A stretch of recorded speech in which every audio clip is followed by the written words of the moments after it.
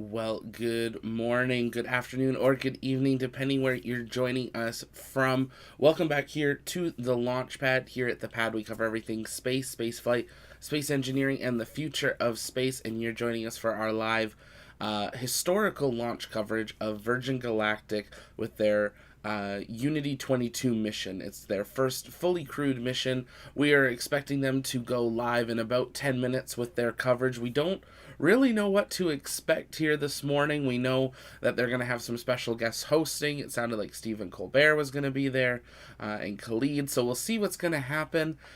This is a first, so we're going to be kind of going with it. They haven't released a lot. They had a slight delay to today's launch with some weather overnight, which is why we are starting about 90 minutes later. But they are well still within their launch window and are proceeding with today's launch attempt, historical launch attempt of the first ever crewed and passenger commercial space flight. This has not really been done previously. If you were a private astronaut, you could pay tens, if not hundreds of millions to go into space on a Soyuz or maybe the shuttle or something like that. But this is the first ever one that's, like more of an everyday airliner. Now, there's that huge debate, and we'll get into it later, of what the altitude of space is. Is it 80 kilometers or is it 100? Let us know what your thoughts are in the chat on that. But this is a first, and it's ushering in that new era of what commercial space can look like, and hopefully opening it to more people. Now, Sir Richard Branson has promised a announcement after he lands. We don't know if that's going to actually be happening today, so we'll be staying live, of course, watching for that until they do, and we will be answering all of your questions. So as always, if you have questions, drop them in the chat. Use the hashtag AskTLP or tag us at the Launchpad, and I will make sure to be answering those questions as we go. Good to see everyone jumping in here as usual. Take a moment, share out the link, invite people to join us. And I figured what we do just to start, if you haven't seen it, is we would watch their crew introduction video as we wait. We've got about 7 minutes till they get started. I'm sure they'll show it to us again.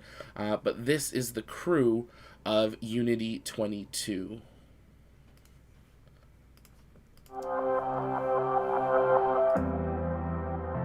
Chief Pilot Dave Mackay, I'll be flying VSS Unity into space on the Unity 22 mission, joined by a full crew of Virgin Galactic mission specialists. Pilot Mike Masucci, I'll be in the cockpit for my second spaceflight. Astronaut 004, Surisha Bandla. I'll be testing the researcher experience. Astronaut 003, Colin Bennett. I'll be evaluating cabin procedures during boost and weightlessness. Astronaut 002, Beth Moses. I'll be spaceship cabin lead and test director.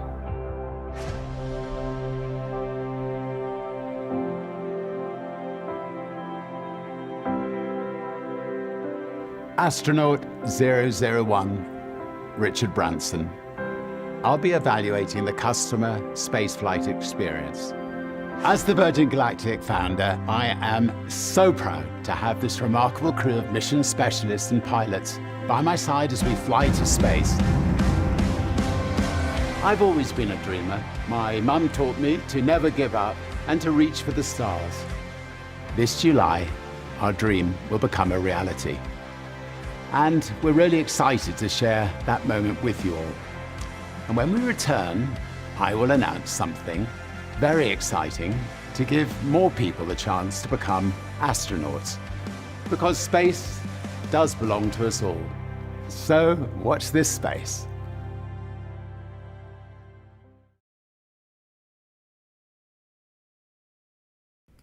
And that, of course, was showing the targeted time that they had earlier this morning, but slight delay. It sounded like due to some weather overnight for them working on preparations of the vehicle. Looks like there is quite a large community of people out there to celebrate and cover the event of press and other space fans and everything like that. We've got a good question here from Joe. Do we know what time launch is? And that has been one of the big questions everyone's been asking, and we don't. Hopefully we will have that answer in about 4.5 minutes when they start their stream. Hopefully we will see some sort of countdown. But I think obviously we know it's about 90 minutes for the entire mission from when they actually do it. And I believe that's from the takeoff point. Obviously this is new with commercial, obviously these are kind of their team going in the first places for the first flight, but they are acting as if they were ticketed passengers. So they're going to be going through that entire process. As you saw in that video, Richard Branson is overseeing kind of customer experience. So they're going to go through everything with him just as if he was another person buying a flight on it, because then they know what they need to fix or change, what can be improved, and they've done so many drills of this, I'm sure, that they've ironed it out pretty well. But we'll see. If we think about SpaceX, and I'm not saying we're going to be here for hours, but SpaceX, goes live 4 or 5 hours before. Now, obviously, that's a very bigger, longer duration mission, much more advanced. So we're not going to be here that long, but I would say don't be surprised if we're going to have, 30 minutes to an hour at least before liftoff. I think it's very possible that maybe we actually see speeches from the crew, or at least from Sir Richard Branson, or we might see that after they land. And you have to remember, this is only 6 minutes of weightlessness, so they could land and most likely just walk out totally fine, and go up and make a speech, which I would not be surprised if they do that, or if they actually dock the vehicle, as we've seen before when they need to move SpaceShipTwo and bring that up towards the stage. We've seen they've got some big LED screens up for today's event, to let the people that are there be able to actually watch everything after takeoff for it. So no T- just yet, Golden. We are waiting on that. Hopefully we'll have that in about 2.5 minutes here.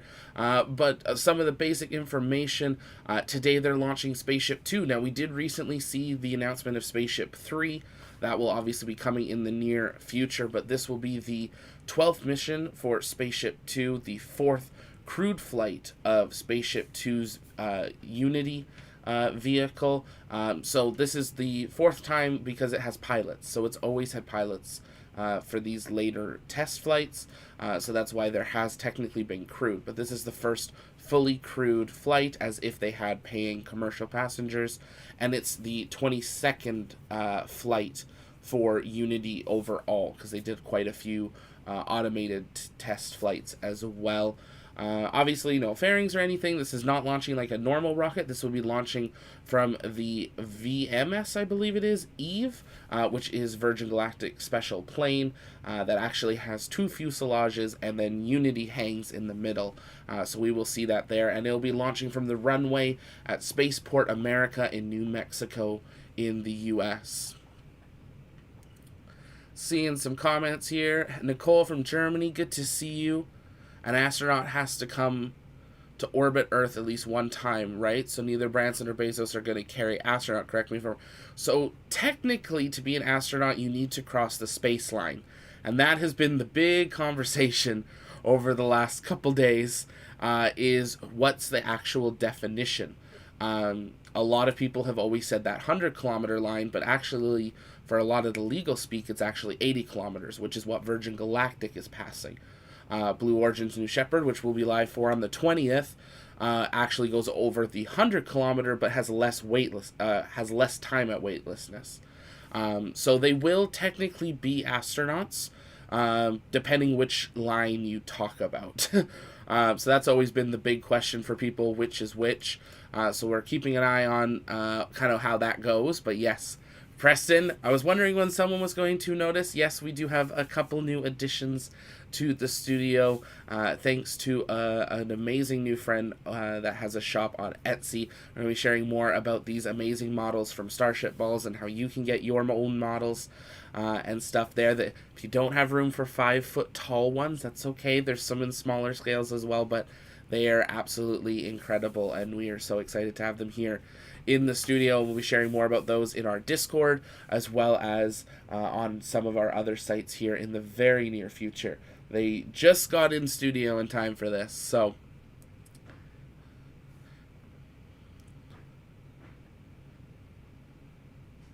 certain X-15 pilots are astronauts. Correct.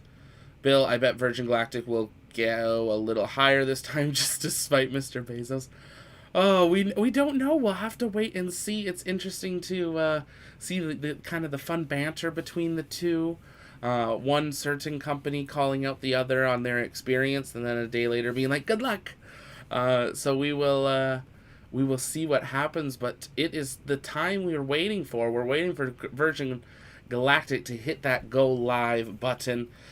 So take a moment, share out the stream, let people know that we are getting started. As always, if you have questions, drop those in the chat and we'll be answering them. We'll be cutting in and out. It sounds like there might even be musical performances during this broadcast, and we don't want copyright strikes. So there may be times that we don't actually play what's on the screen there, and we will answer your questions, but we won't cut away. We'll make sure we still leave that video up for you guys so you can see the full Virgin Galactic live stream as they have invited the world. This is crazy to see. There are 618,000 people waiting for Virgin Galactic to start. They've started their stream here. We'll make sure we get it in the full quality. Thank you. They're broadcasting in 1080p HD. I feel like they've heard all of our pleas. Let's pull this up on this one. Oh, and it just went black right when I did it. There we go.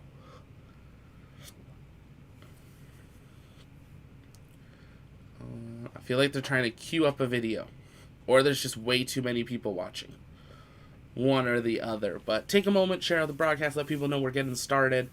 If you are not in our Discord yet, the link is in the description. You can join us on that. I am in the live comms, so you can drop in either the live hangout chat or live comms and ask questions in there as well. Free to join our Discord, but if you'd like to support some of the work that we do, you can join us as a YouTube member or a Patreon member, and that will give you access to some exclusive Discord tiers, some shop discounts, behind the scenes, whole bunch of stuff like that. So definitely take advantage of that. Join the community. It's an amazing community of people from all over the world. So if you're overseas and not in the North American region, that's okay. There's people online in the middle of the night for me. That's perfect timing for you. So take a moment and join that. Down here on Earth, Boeing and Airbus are friendly with each other. Up there, it's very many for themselves. Right now it is. I can understand how they did all this press that New Shepard was going to be first, and then Virgin Galactic's like, excuse me, no. But we'll see what happens. Was it planned last minute, this launch, just after Jeff said he would go in middle of July? They say they've been planning it for a while. And I mean, it has been a while since we saw the last flight of Unity. So I wouldn't be surprised if, maybe they moved it up a couple weeks. Who wouldn't? Who wouldn't want that first title? But I definitely think most of it was already planned. We heard some leaks from some of the hotels a couple weeks ago that they were all booked for this weekend. And that's what really started to kind of say things were coming. I just want to make sure we're actually playing. Yeah, we're playing. There's no music or anything on this, which is very interesting. Appreciate it, but interesting. Yes, I was expecting Elon going orbital in the middle of Richard and Bezos' fight to be first. Yeah, no. Elon's going to be the one to be like, I'm going to Mars. You guys can fight over Earth. So that I like all the SpaceX models, and they're awesome. I appreciate that. Yeah, a big variety. We're going to be doing our studio tour here now that we've got the last few models in for now. And we'll be doing that tour here hopefully in the next couple of weeks to give you kind of a behind-the-scenes look. If you're in our Patreon or YouTube, you'll get early access to that via our Discord channel, and then we will release that out a couple days later for everyone else to see. But if you're new, take a moment also and hit the subscribe button. It really does help out the channel, and hit that like button as well. Believe it or not, that's a really great free way that you can help support the channel, is by hitting that. It lets YouTube know that you might be actually interested in what you're watching. There's a lot of other stuff on YouTube that you might not be, so those are great ways to support your favorite creators. You don't always have to do super chats or super stickers, but if you want to, it's also another great way of supporting us. So we're waiting for them to start up here.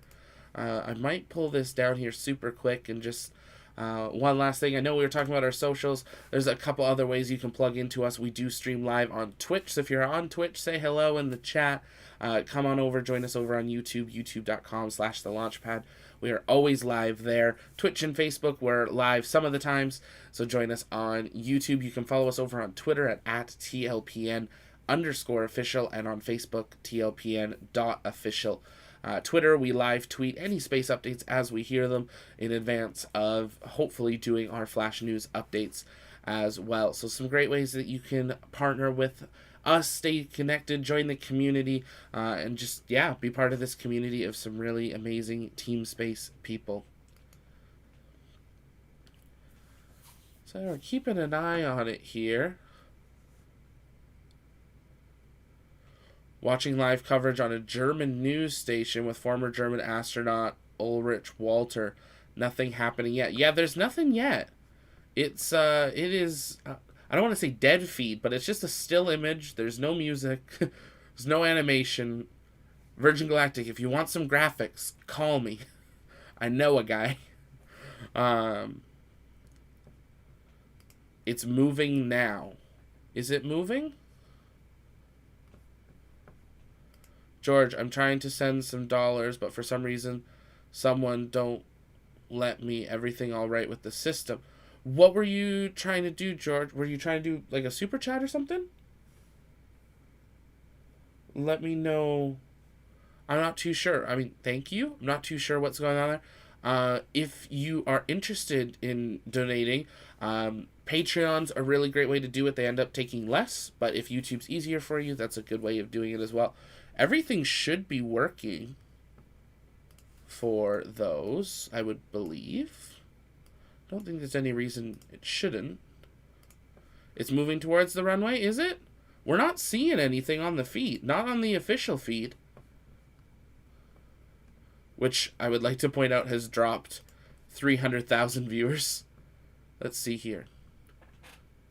Yeah, there's nothing on the actual feed yet, so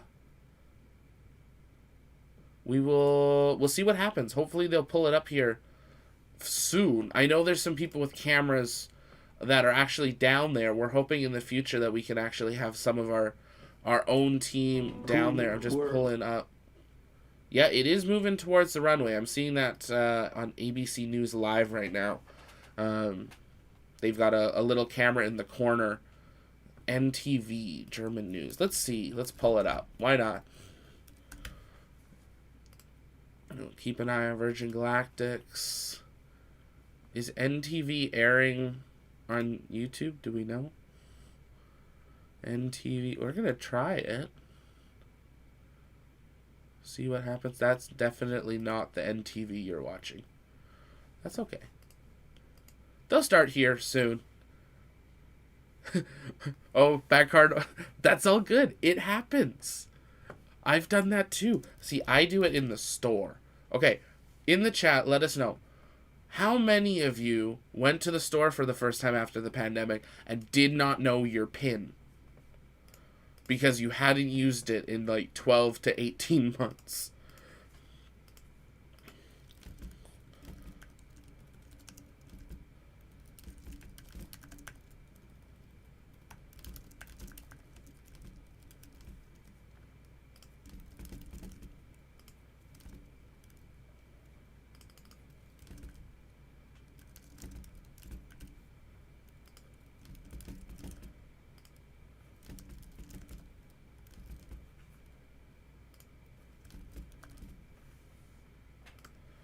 Dropping a poll in the chat there. Let us know, what is your favorite space company? We're going to let that run for 5 minutes or so and see what you're saying. Nicole can't send you a picture. That is totally okay. Don't worry. That's not an issue. I have 4 screens open. Also the Tour de France on my phone. Oh, sorry. 5 screens. I've done it. When they were doing the first launch of the Crew Dragon last May. I think I've got a picture. I'll drop it in the Discord later today. I think I had like 9 or 10 YouTube streams open of like the satellite, the weather, the countdown. It's like, I need to see everything. Let's try to see if we can find a live view for you guys, because they still haven't pulled anything up, which seems quite odd to me that they are covering this but aren't actually covering this. Let's see. I guess we could pull up the flight radar like we've done before, and see what's happening there.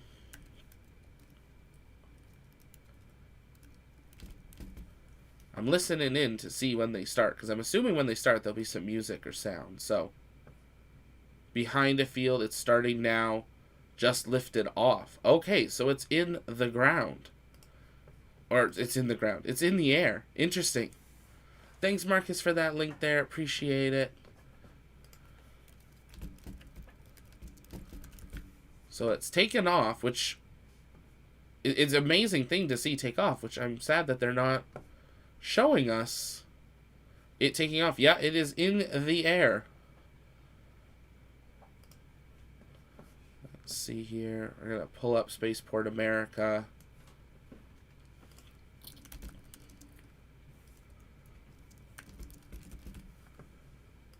I'm wondering if they're having some tech issues at all.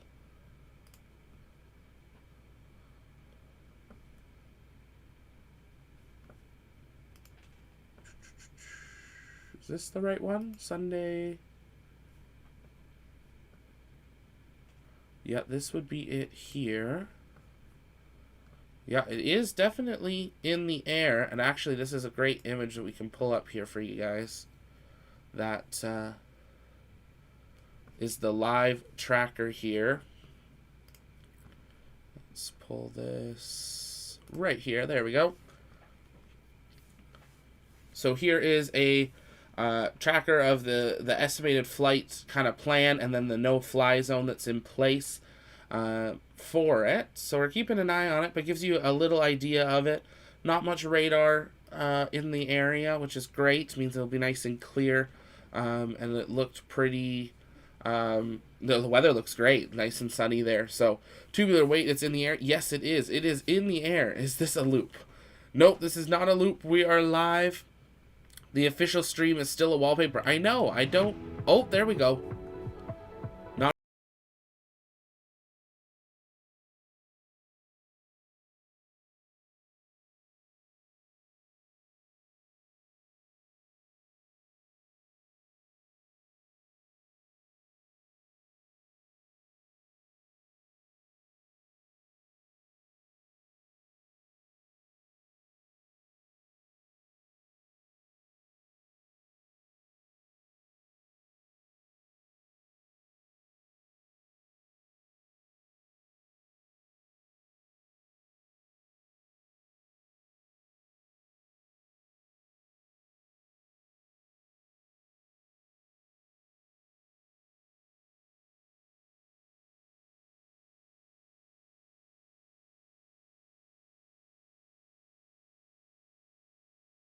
I will pull up Twitter there, Nicole. Here we go. Let's listen in. Another sunny day in New Mexico.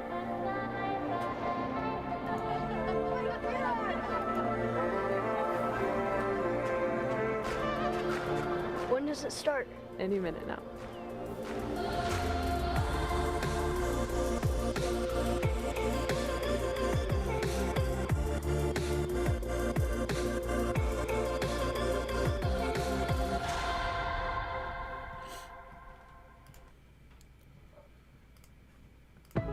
Greetings, planet Earth, and welcome to Spaceport America, the beautiful home of Virgin Galactic in Sierra County, New Mexico, and the stage for today's momentous occasion. I'm delighted you can join us for an historic day.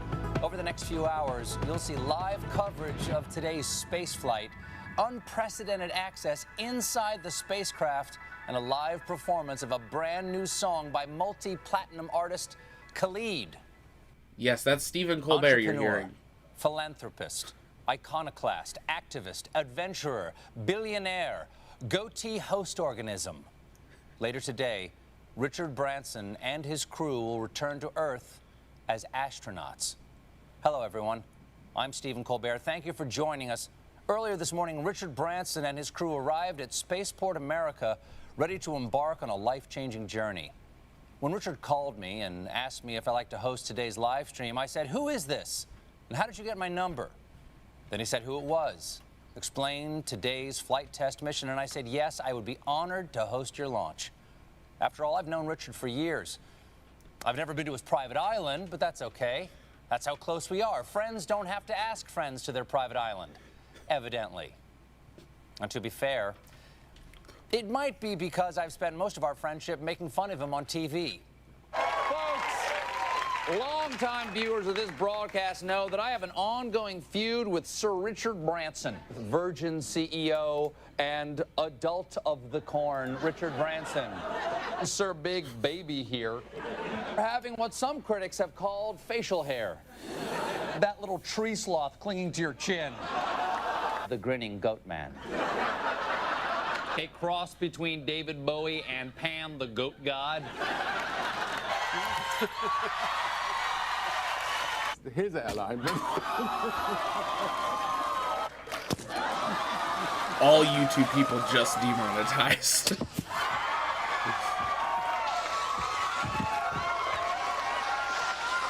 Obviously, I said all of that in character on a comedy show. So, Richard, I want you to know, as myself, sincerely, I meant every word. But there is one thing Richard and I do have in common, a deep, lifelong passion for space exploration. That's why Richard founded Virgin Galactic in 2004 with the dream of sending private citizens into space. Now, to do that, he needed to build every part of a whole new industry. He had to construct a spacecraft capable of the journey. Then, to launch these space planes, he had to help create the world's first commercial spaceport. And most importantly, he had to find the people capable of turning his dream into a reality, as well as people brave enough to get on a spaceship built by the guy who launched a soda this awful. Seriously, he lost money selling sugar water. All aboard! Today marks the culmination of Branson's dream. He and his crew will set off on a supersonic voyage in which they'll achieve a maximum velocity of more than Mach 3.5 and ultimately enter zero gravity. Imagine staring out the window onto the vast expanse of space and seeing Earth below, our beautiful blue planet staring back. Unless, of course, you're the guy in the middle seat. Then you have to ask the astronaut sitting next to the window to put it all in perspective for you. Oh, and I'm being told that there are no middle seats in space. Thank you, science. It's been a dream of mine to go into space ever since I was a child. Unfortunately, I cannot be on the spacecraft today. I had a thing. Also, I was not technically invited. But Richard was generous enough to give me a spacecraft of my very own. And I will be using this model to give scientifically accurate play-by-play of today's historic events. Send me one. As well we got as a shelf.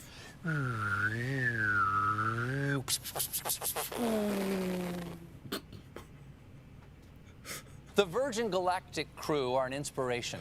What is inspiration happening? To be bold, to be audacious, and to never give up in the pursuit of even your wildest dreams. So let's now take you to where the action is happening, live in the studio at Spaceport America, where your other co-hosts are standing by.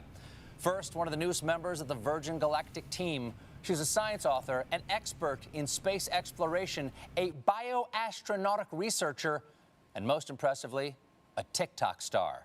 Kelly Girardi. Great to have you here, Kelly. Next up, a man who has flown 2 space shuttle missions and spent time on the International Space Station, where he served as commander and performed a viral David Bowie cover. Here he is, the first man to do open mic in 0G, Chris Hadfield. Welcome, Chris. And finally, your mission host for today. She's a structures operations engineer for Virgin Galactic, and fun fact, actually got married in the spaceship that will be taking the crew up today, Veronica McGowan. So now I turn it over to Veronica, Chris, and Kelly for more on today's historic flight. Thank you. It's a pleasure to be here with you all, live from Spaceport America. It's a momentous day for Sir Richard Branson, a milestone for Virgin Galactic, and a historic event for the future of spaceflight. Just 7 weeks ago, Virgin Galactic completed the first ever human spaceflight from the great state of New Mexico. And today, our founder and his crew will become some of the very few people to have experienced space travel. Let's take a look at how they arrived to Spaceport America.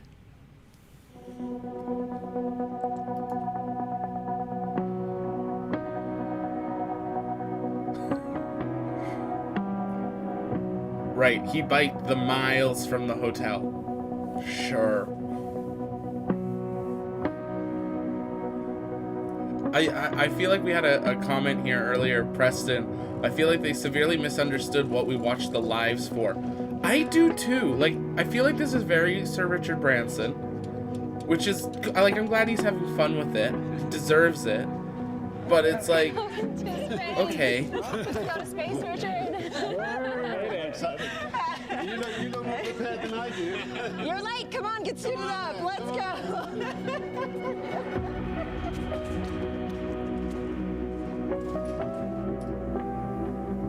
Open sesame. Good morning, Unity 22. Welcome to Spaceport. Please sign in to the astronaut logbook. The name's Branson. Sir Richard Branson. Astronaut 001. License to thrill.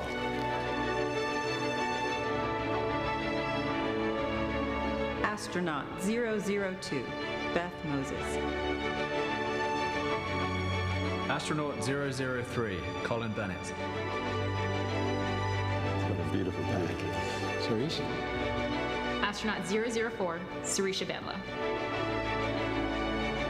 And she's astronaut 004. Congratulations, Unity 22. You are officially registered for space.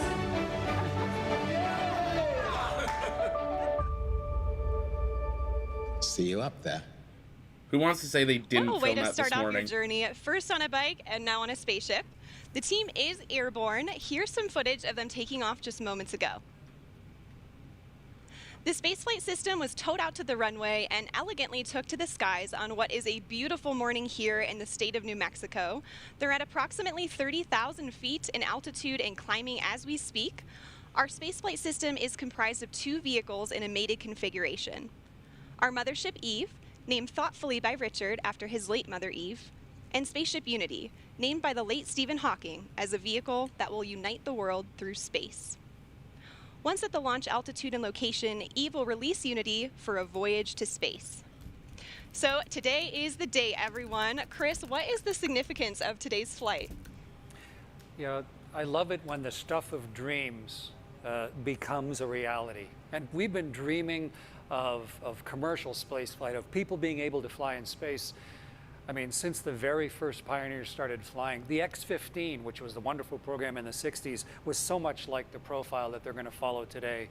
And then the Ansari X Prize to try and push the limits that is very much the DNA that's on this bottle, in fact, the DNA that has allowed this vehicle to fly. And it is like all of those pioneers and the flight today. You know, they pried the door open initially, but this crew today is really pushing it open permanently. And I'm really excited for the flight, but I think it's so significant professionally, technically, but personally for the people on board. Absolutely, and you mentioned opening up that doorway. Kelly, you're one of the people that's going to be going through that doorway soon. We are so thrilled to have you here to get a preview of what you're going to experience on a Virgin Galactic mission in the not too distant future. You've got to be getting pretty excited, right? Incredibly excited. You know, this is an emotional day, right? Those doors are opening for the next generation of astronauts. I feel like we have front row seats to the final frontier today, and I'm so excited to get a taste of what I'm going to experience soon. Definitely. Well, I'm so thrilled to have you here, and you too, Chris. Thank you guys so much for joining me today for this. Let's take a look at what we've got in store for the live stream.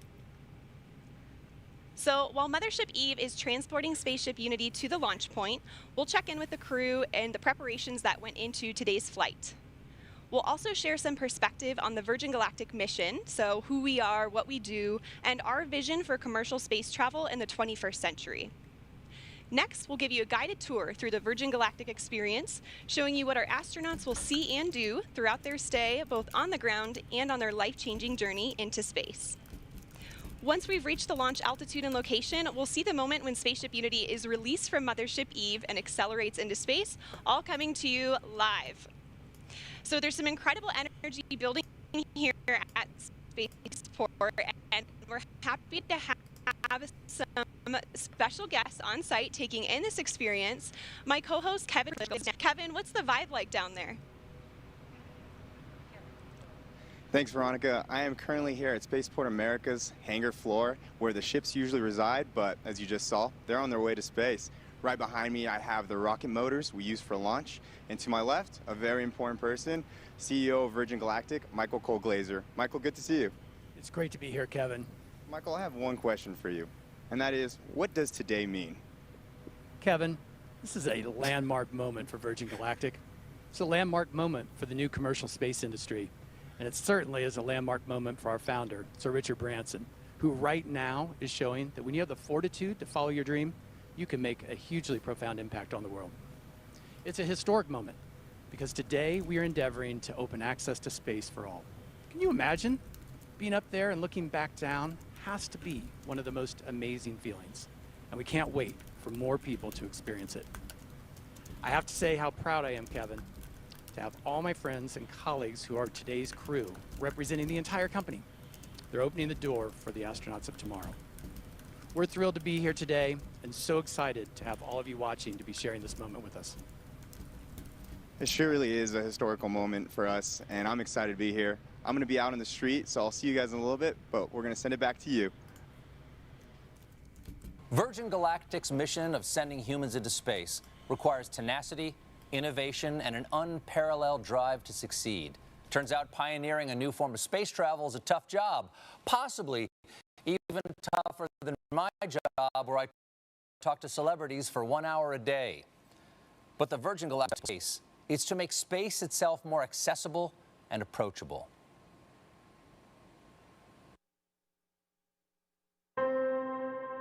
Line 3. Hello. Hi. Have you ever thought about going into space, Richard?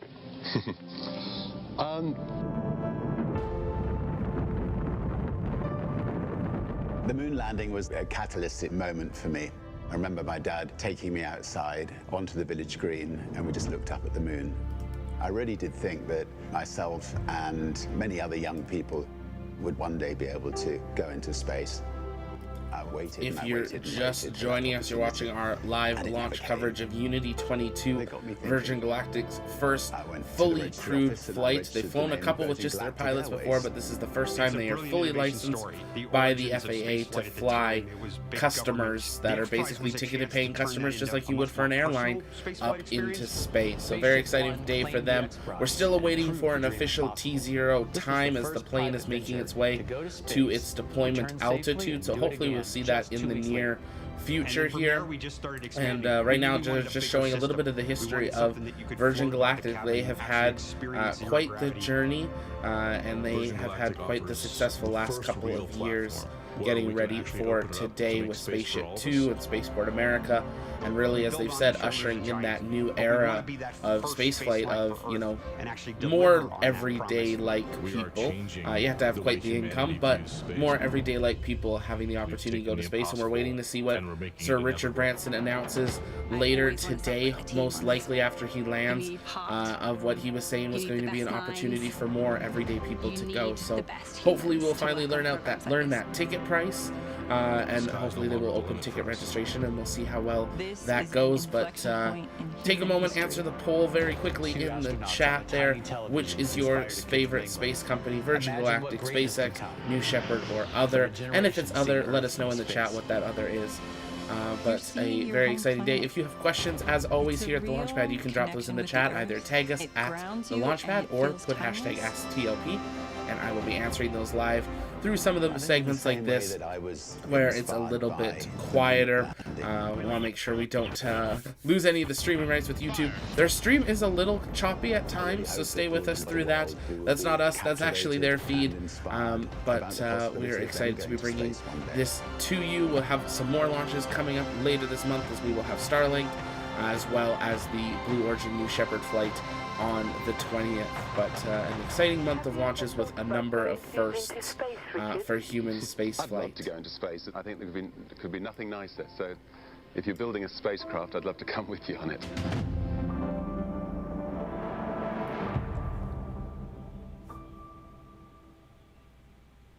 Truly inspirational, and right now all of that inspiration is up in the sky as the Virgin Galactic spaceflight mission makes its way towards the launch point. Let's take a look at these onboard camera footages now and see what we've got here. We are already at 40,000 feet. You can already see the incredible view and the sky starting to darken there. This is already higher than what most regular commercial airliners will travel at. So I'm sure all of our astronauts are taking in that view already and getting really excited and prepared for the mission. Now, Kelly, we hope to connect live with Richard throughout the show here. What would be going through your mind if you were on board with him right now?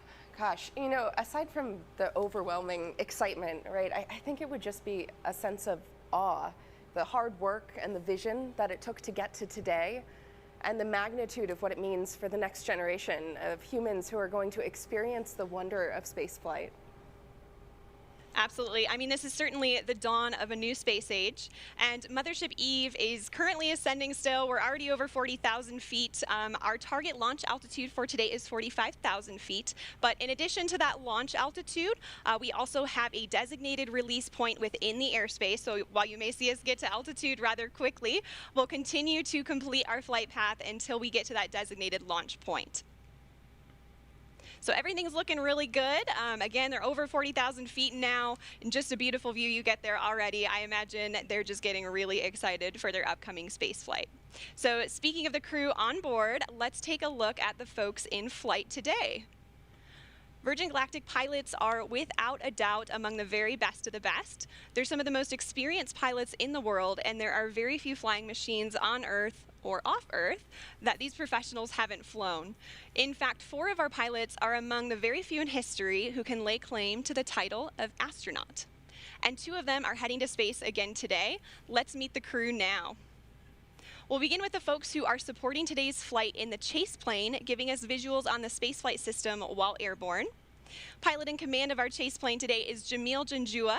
He's completed over 4,000 flying hours in 48 different vehicles throughout his career, which spans over 20 years in the Royal Canadian Air Force. Yeah. Joining Jamil is Patrick Moran, who served as a pilot in the Marine Corps for 20 years, where he operated as a test pilot and a test pilot school instructor. He joins Virgin Galactic with over 3,000 flight hours in 34 different aircraft. In Mothership Eve today, we have CJ Sturkow in the left seat. CJ has completed 4 NASA Space Shuttle missions and 2 Spaceship Unity space flights. He's been flying for 37 years and is the first person to enter space from 3 different states. CJ is joined by Kelly Latimer in the right seat, who's logged more than 6,700 hours in her 32-year flying career. And Kelly is also a pilot with Virgin Orbit, our sister space company, and she just flew their successful launch the other week.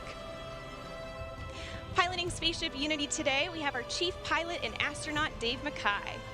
Dave's been with Virgin Companies for over 25 years now and has more than 14,000 hours of flight time to his credit. Just incredible, and spanning no fewer than 140 different types of aircraft. With Dave is astronaut Mike Masucci. Mike recently passed more than 10,000 hours of logged flight in a career that's put him in the cockpit of more than 80 different types of aircraft, including the U-2 and, of course, our very own Spaceship Unity. As you can see, our passengers today will be flown to space by some of the most accomplished and experienced pilots in the world. And in the cabin of Spaceship Unity today, there are 4 mission specialists. Let's hear some more about them now. Astronaut 004, Sirisha Bandla. I'll be testing the researcher experience. Virgin Galactic is opening up the opportunity to go to space for everyone. This is a whole new era to get people from different backgrounds, different geographies, different communities into space. And it's giving researchers the opportunity to fly with their payloads. And that is unheard of. They can take the work that they've been doing on Earth to space. And I'm so excited to see where the community takes it in the future. Astronaut 003, Colin Bennett. I'll be evaluating cabin procedures during boost and weightlessness. When I was younger, I assumed that space was only available to a very select few. I had no idea myself that I would ever be in a position to go to space, but here I am. And how awesome it's going to be to be a part of the journey of opening this up to hundreds and then thousands of more people in the future. Astronaut 002, Beth Moses. I'll be spaceship cabin lead and test director. I cannot remember not dreaming of going to space. There's the little tiny kid looking up at the stars, the little girl making model rockets. It was part of my childhood. I think it's a very natural, human, innate curiosity. We're all explorers and adventurers, so I really don't remember an age or a moment where I discovered space. I just always remember dreaming of going to space. Astronaut 001, Richard Branson. I'll be evaluating the customer spaceflight experience. Astronaut 001, what a title to have. Now, I don't know about you guys, but I'm excited to Cuts hear his who video. gets the spot of 007 as well. So let's hear more about the man who has the license to thrill.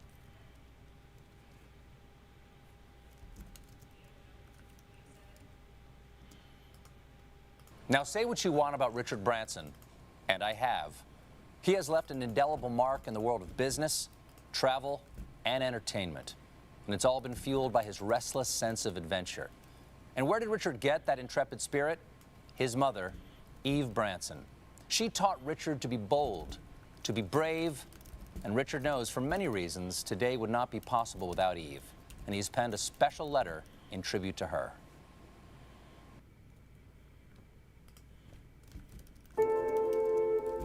Dear Mum, you always told me to reach for the stars.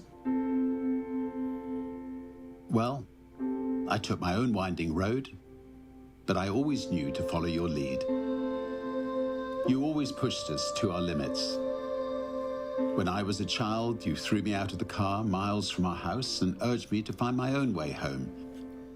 You let me jump into a river to sink or swim.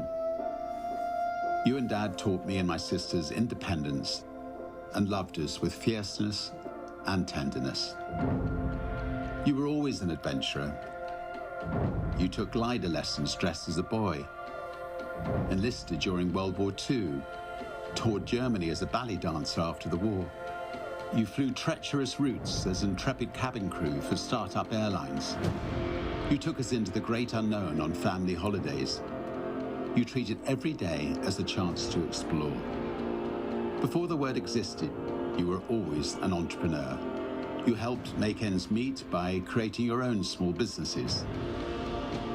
You showed me how to grow a company, how to treat people, how to be creative, how to balance work and play, how to live. You were always a romantic. You and Dad showed Joan and me the way to build a life filled with humor and heart, hope and humility, honesty and happiness. You showed us the value of kindness, the magic of laughter, the beauty of music, and the joy of family. You were always my guiding light at Virgin Galactic. You shared with me that the day we named our mothership VMS Eve was one of your happiest. You always knew Eve would start my journey to space one day, just as I always knew you would do the impossible for me. Well, Mum, our mothership, which carries your name, will carry the next generation of dreamers into space. You were always a dreamer. You urged me to strive for every opportunity I saw. You told me to chase my wildest fantasies and to live life to the full. Well, the brave may not live forever, but the cautious do not live at all. How you lived, how you loved, and how you are missed. Dad always said, "Isn't life wonderful?" And you both showed us it was.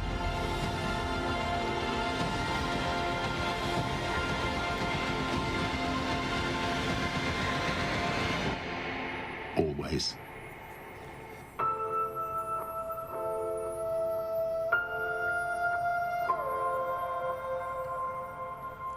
You know how much it meant to do that. Such a beautiful letter. Eve Branson really was an inspiration to all of us here at Virgin Galactic. If you're just now tuning in, my name is Veronica McGowan. I'm a structures operations engineer here at Virgin Galactic. Alongside me is astronaut Chris Hadfield and future astronaut Kelly Girardi. So great to have you guys here. Earlier today, we saw Richard and his crew make their way down to the astronaut walkway at Spaceport America, seeing their families off before they were escorted to our spaceflight system, where final inspections and preparations were made before takeoff. They were driven to the runway in our fleet of Land Rovers, and Land Rover is our exclusive automotive partner, and they help with day-to-day operations. And in fact, we have a bespoke vehicle that we designed with them called the Astronaut Edition. And this is exclusively available to Virgin Galactic future astronauts, and it's the one that drove Richard to Spaceport, to Spaceship Unity this morning. So we're delighted to have Land Rover as a part of the team. And right now, our crew are on their way to space. Let's Once check you've in flown, on that you them can get via access our to onboard that camera footage. limited edition car. It's a neat idea. Oh, there's the countdown. Wow, look at that view already, and you can see some contrails. Chris, how do you think the crew will be feeling right about now? So many different things at once. They're just about leveled off at altitude, right up at 46,000 feet. But inside their bodies, they've got like this tug of war going on because they're focused. Like there's no more focused, you know, the 4 in the back and the 2 in the front, really focused. But at the same time, there's this like rising excitement that you can feel like a thermometer going up inside your own body. But I remember at the time, what I really wanted to do was go back to my 9-year-old self and just run around the cockpit and scream and wave my hands because it's just so exciting and fun. They're focused, they're professional, they're doing their job, but it's just a magnificent moment as we get ready for ignition. Yeah, I mean, I'm sure there's certainly a mixture of excitement and anticipation with our crew today, but they will all be focused on the task at hand, as you said, and preparing themselves to run through their individual test points. And on the subject of testing, today's spaceflight is an opportunity for us to evaluate our cabin experience. It's the environment where our passengers will cross the 50-mile border, defined by NASA as the entry to space. Let's hear more about the transformative journey that our crew are on. There it is. Everyone was waiting for it.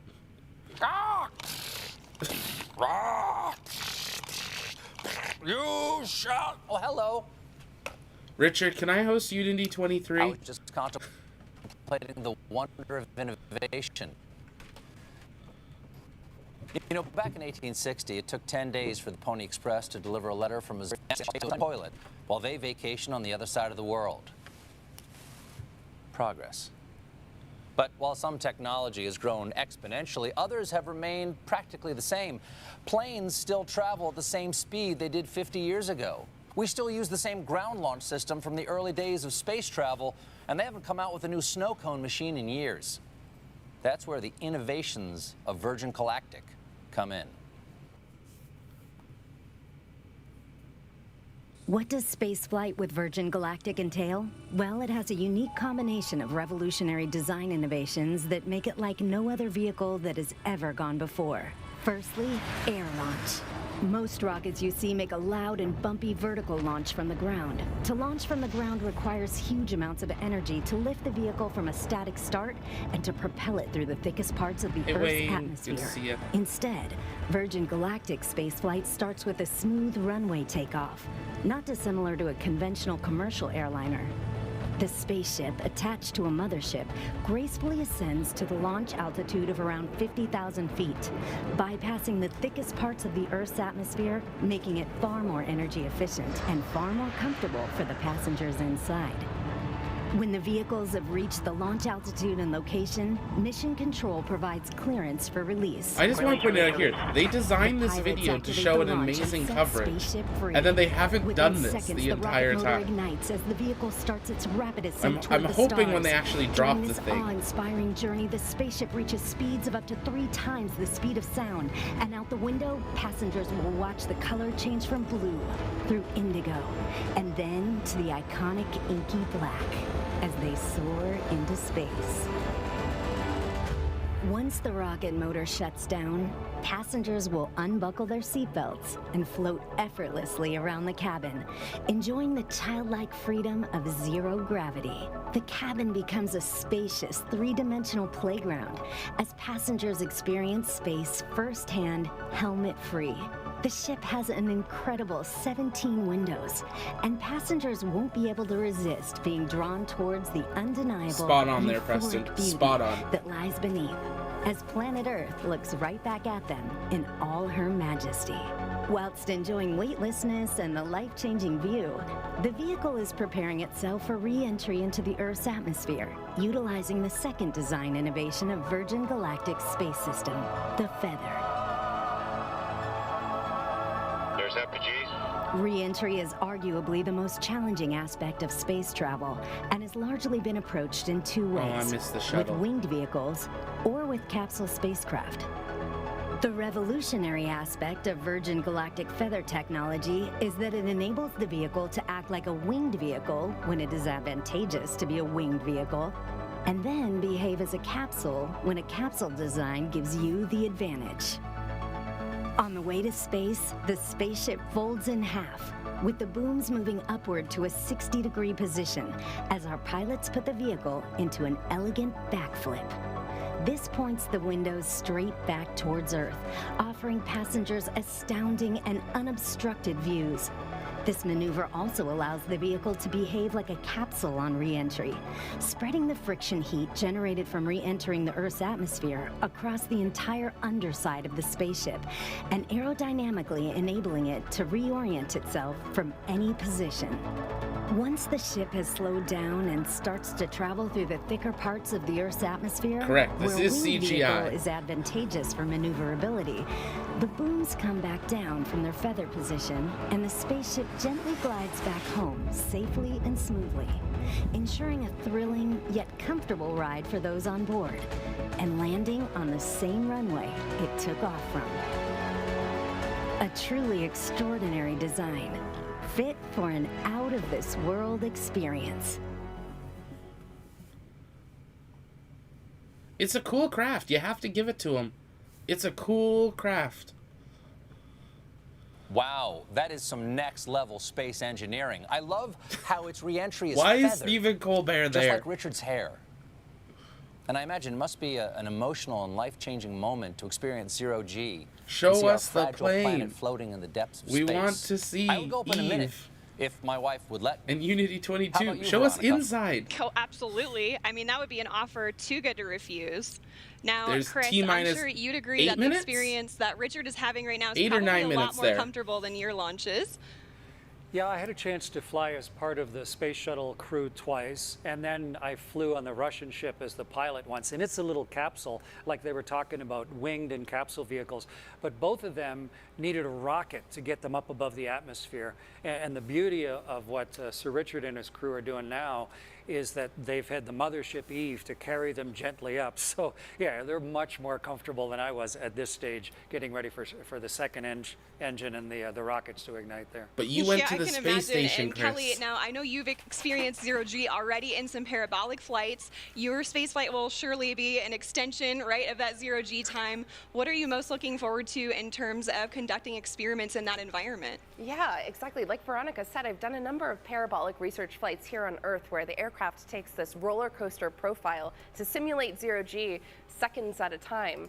But during a dedicated research mission with Virgin Galactic, I am most looking forward to that continuous, uninterrupted minutes worth of microgravity exposure to do my experiments. It's just an unprecedented time. The next generation of researchers and scientists are going to be flying with their payloads, and I'm so excited for what's to come.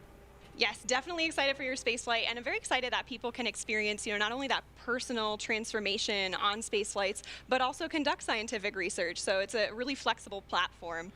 I am hearing from our Mission Control Center now that we are about 6.5 minutes out to release. We're getting pretty close. So let's go ahead and switch over to our onboard camera footage for the whole portion of the flight here until landing. I am hearing we're in the middle of our L-10 checks. And L-10, it means we're approximately 10 minutes out from the the moment when Mothership Eve releases Spaceship Well, Unity. the countdown and says this 6 is based minutes, on 20 an estimated seconds. time of arrival How do I to see that and release she point, doesn't? So timing may vary a little bit, but the closer we get to that point, the more accurate the estimate becomes. And right now we're about 6 minutes out. So up until L-10, Eve is in full mothership mode, carrying Spaceship Unity to altitude and providing her, through essentially an umbilical cord with electrical power, system heat, and cabin pressurization. And this air is conditioned, so we can keep folks I'm going to cut cool in on the here ground really for hot quickly, summer days just like for today, a quick and second. heated If you're at just high joining us, altitudes welcome. where Make sure you things get hit a little the bit cooler subscribe to and keep the engage button. pilots That and really the helps us out. passengers Here at the comfortable. pad, we try to cover everything space and all the space launches, so your one-stop So shop at to cover everything L-10, space Spaceship news and Unity education. switches Also, to don't her forget to own share the broadcast really quick. And I power wanted to for point out a comment beyond that was in the lights and chat here control from systems, C1. Super important to remember on this day, VSS Enterprise. That was the flight that ultimately actually had a couple deaths on board, and it's so important to remember that on this historic day. And I'm sad we haven't heard them mention it at any point, or at least a photo or a little plaque on it or something. But super important to remember that. But as we can see that, okay, that T-minus has now disappeared. So we're keeping an eye on what we're expecting here. I really actually like this layout. There's Richard Branson. See, why aren't we seeing this the whole time? There's that countdown back at T-minus 5 minutes as they are getting ready to go into space. But yeah, if you're new, hit the engage that subscribe button, hit the button, and if you have questions, drop it in the chat. We will be answering that through this entire time. It can be related to anything, and let us know in the poll. What do you think qualifies as going to space? 80 kilometers, 100 kilometers, getting into a full orbit, or putting on a spacesuit? Let us know. But let's listen back in. You're watching our live launch coverage of Unity 22, the first ever commercial flight to space with sort of paying passengers. But let's listen in.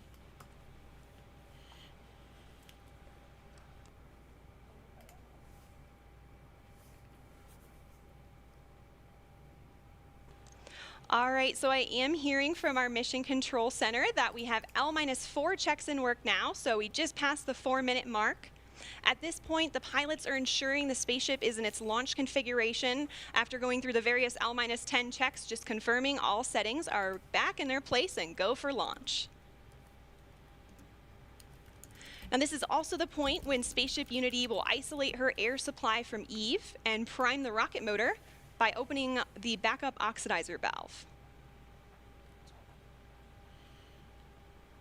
And once these actions are complete, the pilots are going to seek clearance for release from MCC. And that's shorthand for our Mission Control Center. We have 2 MCCs supporting today. Our primary horizon is located here at Spaceport America, and they're being supported by the Oculus Mission Control Center at our manufacturing base in Mojave, California. These teams consist of experts across various departments and disciplines within the company, and they're verifying checks with the crew today every step of the way. All right, and I've just heard from MCC that our L-4 checks are complete. We are roughly 3 minutes out from release at this point. It's getting really exciting. I don't know about you all, but I can feel the anticipation building just watching the screen and looking at their faces. Look at that, they've already got big smiles on. And we have just received clearance for release on time from Mission Control Center. So we are 2 minutes and 30 seconds out now.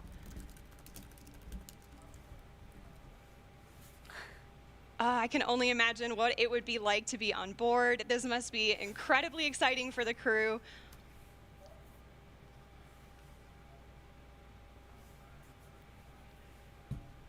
We're about 2 minutes out now, and once we get to the 30-second point, Spaceship Unity is going to arm the launch pylon. And then once we get to that designated point, the mothership pilots are actually the ones that engage the release, setting Unity free. So we have actions for both the mothership pilots and the spaceship pilots, so they're in coordination and all agree on the launch.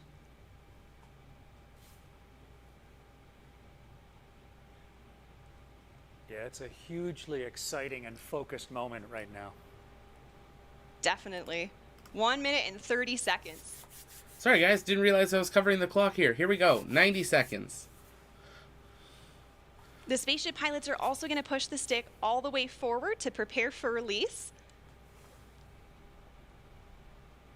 And things happen pretty quickly after the release. So the pilots are going to light the rocket motor and they're going to accelerate in level flight until they reach Mach 1, at which point they'll start what we call the gamma turn, where we turn directly up and head to space. 1 minute to release now. As always, let's see a go, no go in the chat. Here we go. Exciting.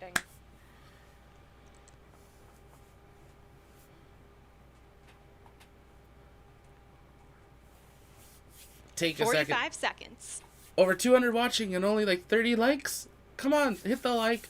Let's go. 30 seconds coming up here.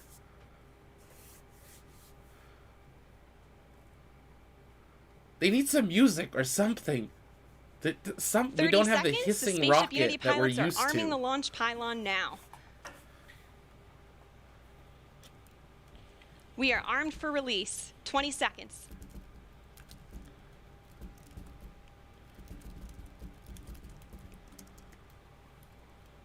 Ten seconds. 5, 5, 4, 3, 2, 1. 1. Release, release, release. There it goes. Clean release. Ignition. Good rocket motor burn.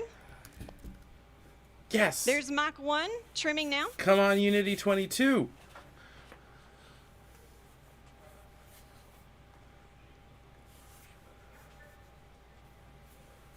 Come on. Trim complete. Unity is pointed directly up and heading to space. Things are looking great. We are 25 seconds into the burn now, approaching Mach 2. Come on. 30 seconds, Mach 2. Everything's looking really good and stable. 40 Anyone seconds. else feel really anticlimactic but exciting at the same moment? 45 seconds. There's no rumble. There's no... 50 seconds. Show us approaching inside. Mach 3.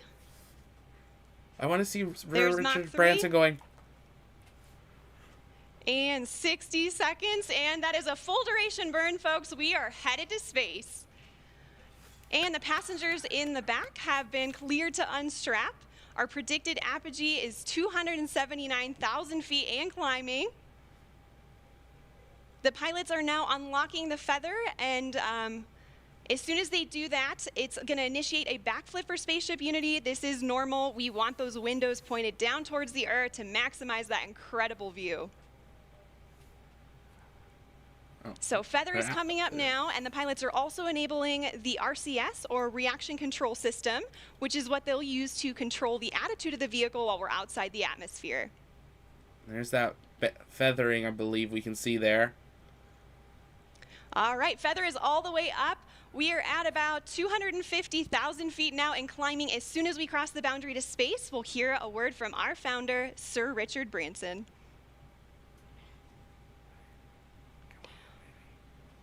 Welcome to space, Unity 22.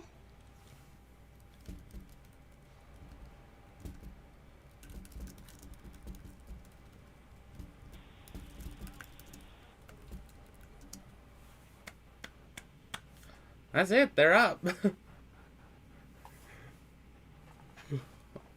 Obviously, we'll watch the entire thing. We're waiting here from Sir Richard Branson here. But they are in space. So it doesn't sound like we're cameras recording things on board today, and we'll be sure to capture his magical words and share them with the world when they're available.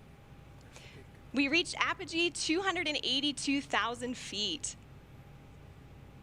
And they are already on their way back down. Can you believe it? And remember who you shared this with, and remember the name Virgin Galactic, because today space is virgin territory. The culmination of a life's work, more than a half a century since the world rejoiced in and was transformed by humans leaving planet Earth, Sir Richard Branson fulfills his long-held dream of experiencing space with his crew. Congratulations again, Richard, and congratulations also to Sarisha and Colin on becoming astronauts today. And welcome back to space to Dave, Mike, and Beth. There we go. There they are. Oh, you can see them now? Not anymore. Yeah, very bold statement there, Primo. Absolutely. So we are on the re-entry portion of our flight now, and the mission specialists are heading back to their seats. There you go. $250,000 Our training team gone. has worked really hard on this portion of the flight to make it very natural and intuitive for passengers. Now, when we talk about space travel, a lot of people know and expect the boost portion of the flight to be loud and thrilling, but what's interesting is re-entry is also very similar, as supersonic air is flowing over the vehicle in the feathered configuration. Shock waves form on top of the cabin, which are audible to those inside. And for those of you on site watching on the ground, you should be able to hear a double sonic boom as Spaceship Unity once again breaks the sound barrier.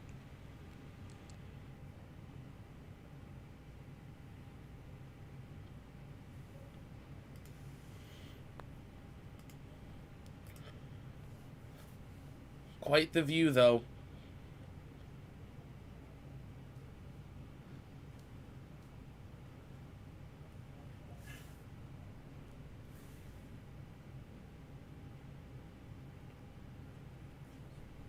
All right, folks, we are now subsonic, just under 75,000 feet in altitude.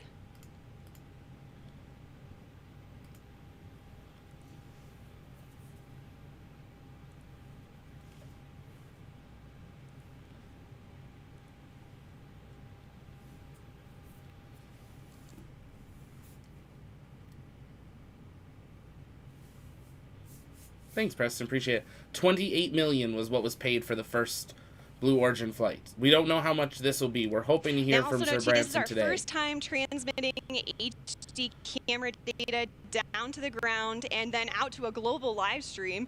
So please do see some drops in the feed, but we still have some really great ground footage coming in here. Oh, there we go. Now we can see that is the tail cone of Unity. And the pilots are lowering the feather now. Now, as the feather comes down, the nose of Spaceship is going to drop. This is normal and expected. Once that feather's down and locked, the pilots will begin a gentle pull up to a level attitude. And I'm hearing the feather is down and locked now. Yes, they are, Nicole. They'll all be strapped back in their seats a couple Spaceship minutes. Unity is a glider, so it's all about balancing her potential and kinetic energy. So if the pilots want to go faster, they point the nose down, and if they want to go slower, they bring the nose up. And that's it. They're back in plane mode. And right now I'm hearing the crews listening to a special soundtrack for the glide. It's the latest release from Khalid, a track called New Normal. And all of us will get to hear that on Earth during our celebration, so stick around for that.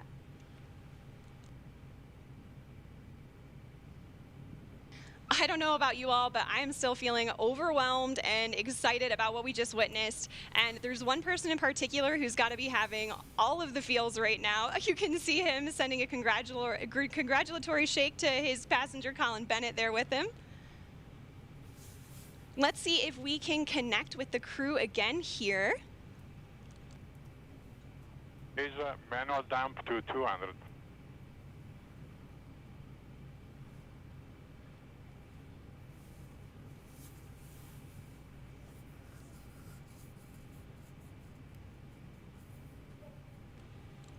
So, Richard, you just went to space. This has got to be the ultimate birthday present for you.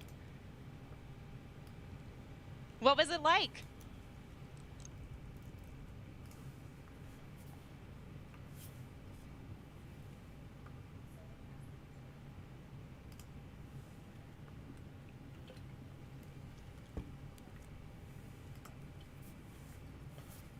Need to improve their communications.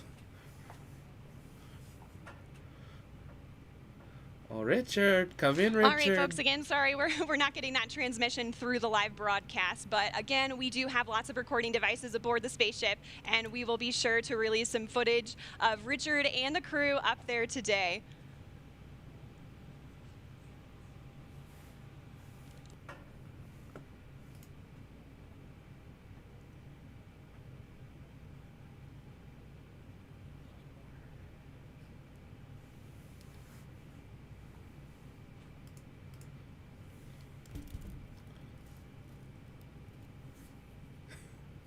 No inflate food bill.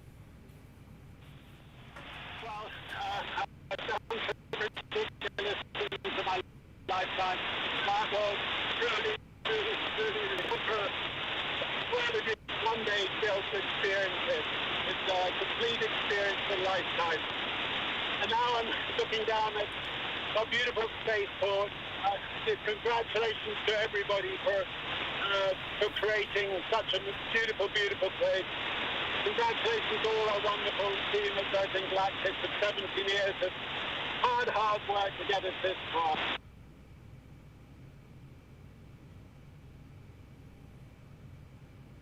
That's exciting for him. All right, so I'm still happy we could catch a little part of that. It seems like there's a little bit of a delay in the transmission there. It does have a long way to travel.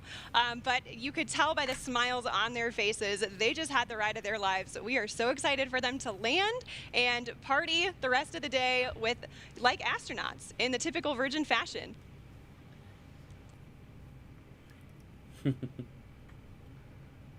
That's pure joy. One, knowing you didn't die, but two, knowing you just went to space. So we are at 22,000 feet now and descending. And as I mentioned earlier, Unity is a glider at this point. So the pilots right now are discussing their energy management plan. And pretty shortly here, they'll be meeting up with our chase aircraft with Jamil and Patrick to get some really cool visuals of Spaceship Unity.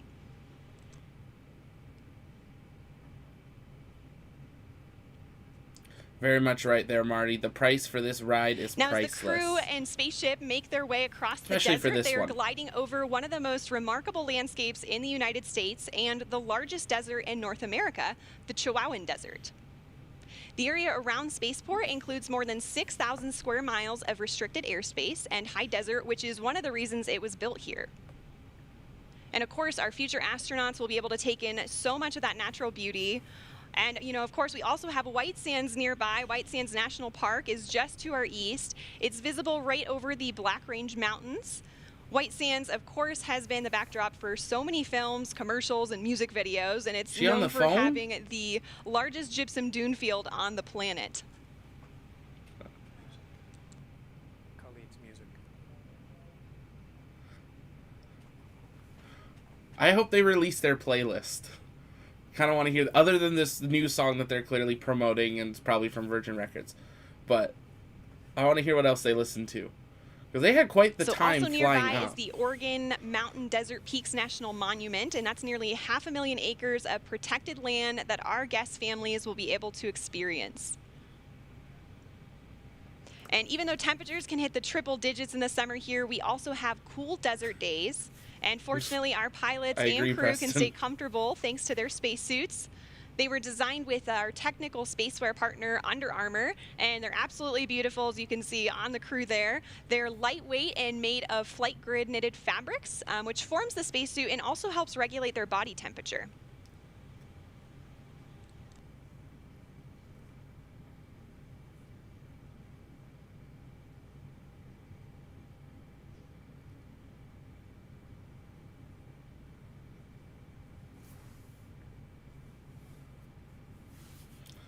There they are, coming in there. So also to commemorate this flight from New Mexico, we reached out to the Zia Pueblo, who gave us permission to use their sun symbol on our spaceship. This symbol is also a part of the New Mexico state flag, and it's embedded with symbolic meaning. The number 4 is sacred to the Zia people, and the emblem represents the 4 directions, the 4 seasons, the 4 times of day, and the 4 phases of life. We are honored and proud to feature this perfectly balanced symbol on Spaceship Unity's tail cone, as we also celebrate our new home.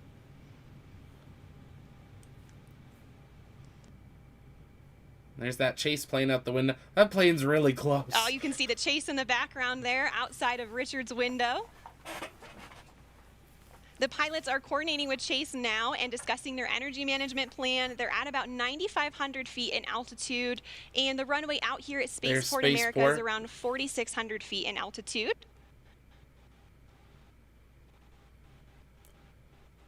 Yeah, so as she said, that altitude is from ocean, which they're not landing at ocean. They're landing at about 4,500, so they've got about 4,000 feet left to land. They're probably going to do one last turn and bring it in here.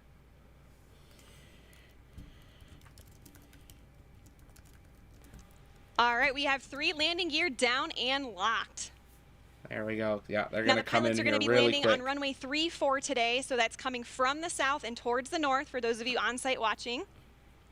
And for the non-pilots tuning in, those numbers represent the first two numbers of the magnetic heading of the runway. So for example, 34 is 340 degrees on your compass. They're coming in fast. We are just about 1,000 feet above the field now and on final. 500 feet above the runway. 300 feet. Over the threshold. There's no turning around. They don't have engines. 3, 2, touchdown. Main gear, Welcome touchdown. home, Unity 22. And we're going to hold it just like this for a minute before bringing the nose down. Can see they're already celebrating inside there. And the nose is coming down now. Nose gear, touchdown. And braking.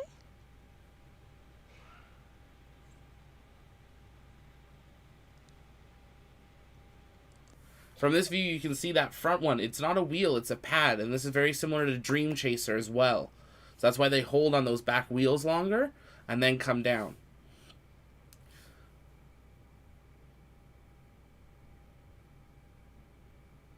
Definitely the comfiest way coming back to space. Absolutely. Look at that incredible drone there footage they here as we go. come in. And there is Great. full stop. All right.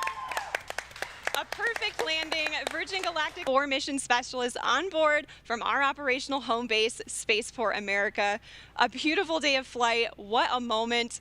Congratulations to everybody on board, and of course our very own Spaceship Unity, who returned to space today. And of course we also saw beautiful flying from our Eve crew, CJ and Kelly, and brilliant work by our chase pilots, Jamil and Patrick, all of whom are still in the air right now. Great job to you all. Ladies and gentlemen, there it is. More than half a century since the world rejoiced when humans first achieved back to the spaceflight. plane. Richard Branson fulfills his dream of experiencing space travel. Congratulations to Richard and Virgin Galactic. Congratulations also to Colin Bennett and Sarisha Bandla on becoming astronauts. And also a welcome back to space for David Mackay, Mike Masucci, and Beth Moses. Well, stay tuned, folks. We will be hearing more from our astronauts later in the broadcast, and we also have a special musical performance to celebrate today's milestone. But first, let's hear some thoughts on the flight. Chris, you've returned from space several times now, both on a capsule and a space shuttle. How does this landing compare to the landings you've experienced? Well, obviously, that's a much more gentle landing than a capsule on my Soyuz flight. The shuttle 2 times is quite similar to what the crew just went through. But for them, of course, it's such a personal experience now. And what are they going to do with this? How are they going to take this amazing view of the Earth that they've just had and the kind of brave new nature of what this whole team has just accomplished? How are they going to now make that part of who they are, and how are they going to share this experience with other people? You know, that's what's going through their minds right now. I'm just so proud of the whole team. That was an amazing accomplishment. It was epic. And, you know, as somebody who has spent, what, like 4,000 hours in space, is it? Yeah. How do you feel about, you know, a space line for the Earth opening? It's what I've been hoping that we've been able to do ever since I was a little kid, dreaming about it and during my space flights, so that the technology gets good enough and someone has the tenacity and the vision to push beyond all the resistance and the naysayers and to create a capability for, you don't have to be a professional astronaut for your whole life to see the world this way. I just couldn't be more proud of all the people that work at Virgin Galactic, and I'm just so delighted at what this open door is going to lead to now. It's a great moment. Absolutely, certainly. And Kelly, I want to hear your thoughts too. And, you know, also your daughter, Delta V, who is on site today, is also, she's only 3, and she's also a huge space enthusiast just like you. And, you know, how does this milestone affect her and what does that mean for her and also for you? Yeah, I am still emotional from this flight. It is so amazing. A dry eye in the studio. But, you know, when I think of my daughter on site, just like you said, it's like, this is what it's all about. You know, it means the world to me. The not only that she was here to witness history today, but that she's going to watch me, her mom, become an astronaut. You know, that's going to be normal in her mind. That's just another thing moms do. Of course, they go to space. You know, and I just think that's incredible. She's going to grow up knowing that not even the sky is a limit. And I think the other thing that struck me is it's just such a powerful reminder of how much can change in a single generation. My mom is also on site here today. She's going to kill me for aging her, but when she was born, human beings hadn't yet been to space. And when she was growing up, women weren't eligible. And now here she is watching her daughter prepare for a space flight of my own. You know, it gives me a Absolutely. You know, and the moon landing is what inspired Sir Richard Branson. And so who knows what, you know, Delta V watching today, what that's going to inspire her to do and other people in her generation. It's so incredibly exciting. It is. And folks, this is just the beginning. Virgin Galactic is a venture as a catalyst. It's the start of a whole new space age, They're a venture which capitalist. is completely Give us different your from the one money. before. You know, space was something that was unattainable by all but a very small group of people, and it was a preserve of government agencies for national pride. And this is totally different. You know, it's So the new Scarlet space Blue, age, it was which about is, 15 you know, minutes, for Kelly, 18 for seconds Delta from V, moment for of Chris, release for me, it's for to everybody. touchdown and, you and know, we're full making it more break. accessible to the So public. 15 minutes So I know, there. you know, the full effect of what happened today will not be felt for Absolutely, some Chris time, Hadfield, huge but addition it to will touch this. many Definitely agree. generations to Yes, come. Nicole. Everyone just tweet Branson, Now, like, Chris, I'll you were host it. I'll aboard come down. the Let's do it. ISS for about Yes, 5 did you months hear at that one right? point, right? Delta Did V. the V out I the waited window to hear it ever again, get but old? yes, Delta V. Gosh, no. At the end of my 5 months on the space station, we were getting back into our ship, just sort of like the crew returned today. And just before I got into my spacesuit, I went over to the window just to try and soak up a little more of that incredible perspective. You know, the world is so generously beautiful. And you see it in a whole new way. You can see for thousands of miles in each direction. And you can see the curvature of our planet, and the reality of where we all live suddenly becomes part of who you are. And right up to the last second, I was there with my nose print on the glass, you know, trying to not miss the magnificence of this entire experience. Yeah, and you took like thousands of photos up there too, right? I mean, Yeah. does that even give you a glimpse of what it was like as a reminder to be up there? Is it? Well, I know the video today was a little glitchy, but we've got all the recorders on board. Yes, and absolutely. What the crew's going to have now, of course, is their own personal memories, and then the way to sort of catalyze them again and be able to watch those videos and think about of the beauty of what they've been through and let it sort of sink into who they are. And so, yeah, it really helped me now remember the richness of the experience. So it'll be great to see the videos that they recorded on board.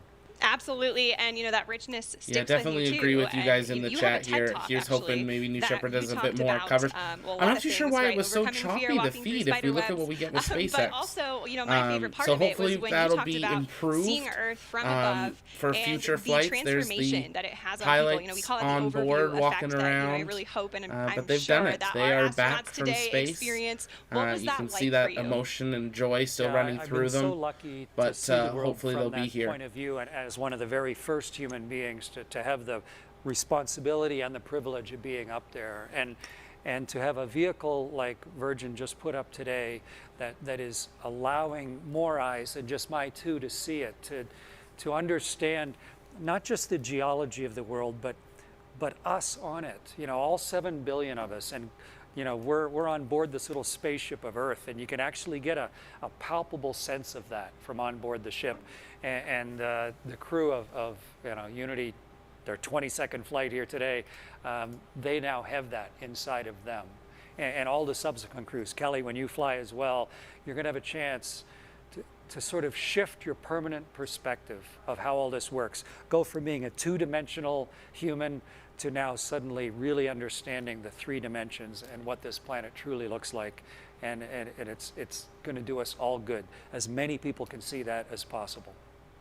Absolutely. And, you know, Kelly, I know you're going to be conducting a lot of experiments on board while you fly with Virgin Galactic, but I hope you're taking some time to look out the window and enjoy that too, right? I'm going to have to carefully choreograph precious time at that window just to soak it in and enjoy the moment and be in the moment. Definitely. And, you know, while we're waiting for our crew to disembark now, can you actually tell us a little bit about your experiments? Yeah, absolutely. So I'm going to be flying healthcare and fluid experiments on board my research flight. The first one is the AstroSkin.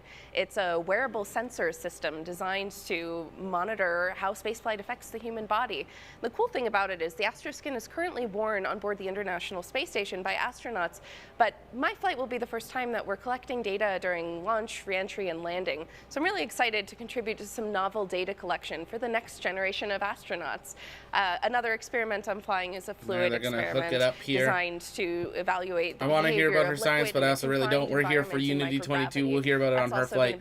But they're going to hook up that Land Rover there, and it looks like their crew will actually disembark on the tarmac and go into their dedicated Land Rovers before coming back to Spaceport America for the big celebration party, which very exciting to see what they do. It almost would have been sweet to do this right around sunset, because I feel like a fireworks show over Spaceport America would have been pretty good here. But Chief Medical Officer Tara Castleberry yes, it'll be interesting to see here. Absolutely, George, completely agree. Be interesting to see some of those perspectives. So we'll see that here momentarily. And our crew is actually going to join us later in the broadcast, where they will receive their astronaut wings. So, Chris, I think those are the pilots maybe hugging. You can see that little hatch that they go in right at the bottom there. So it's not like a big door like a private jet or anything. It's that little round hatch here that they go into and stuff. But if you guys have questions, let us know in the chat. You can drop those in. This is the time to drop them in, and we'll be answering them live to have here. Does Sir Branson have some hands? And I'm not too sure. I haven't actually looked that one up. It's a good question, Preston. I will try to look that one up. But if you haven't yet, take a moment, engage that subscribe button.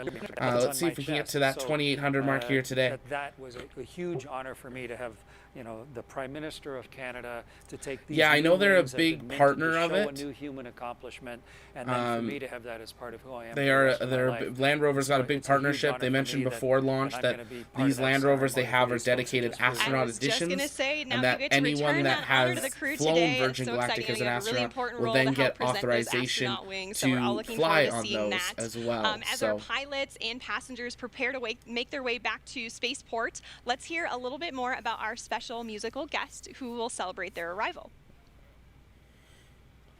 Thanks, Veronica. And if you thought that was incredible, folks, sorry about someday those you're going to tell your subscribe grandchildren things. I forgot that to you move them out were of the way watching of the that live feed. stream My when bad. Virgin Galactic and Richard Branson first launched into space. And they'll say, "We know, Mima, you've told that story 100 times." But then you'll say, even the part about Khalid performing the song New Normal for the first time? And then they'll sit up excitedly and they'll say, "Really? You were there?" And you'll say, "Yes." Because, ladies and gentlemen, here to debut his new single, New Normal, welcome to the stage, El Paso's very own Khalid. Nope, because that's not going to be copyright friendly. So take a moment and jump on the Virgin stream if you really want to hear it, or do it later. Stay here. Never enough. Though it's been tough for you. Well, you're not missing much. So Virgin Galactic has an estimated 6 minutes of weightlessness. Blue Origin has about 3.5 to 4. So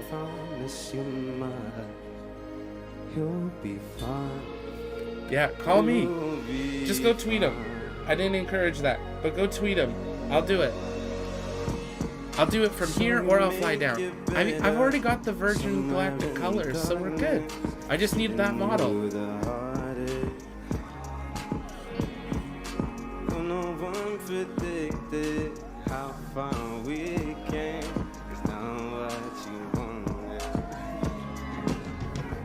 What in...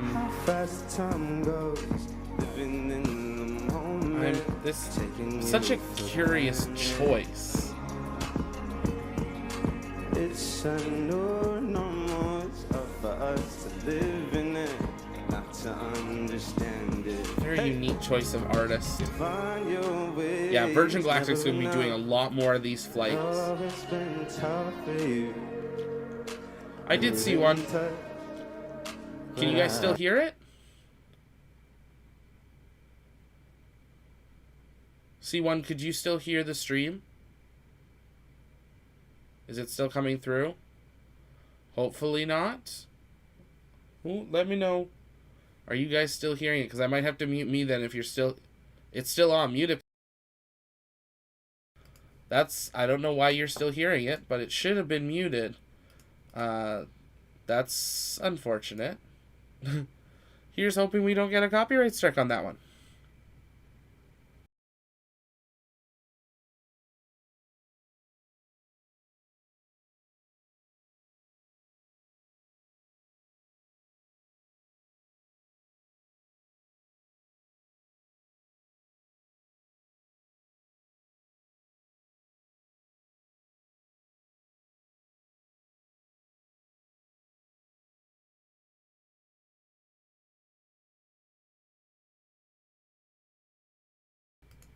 We're good? Okay.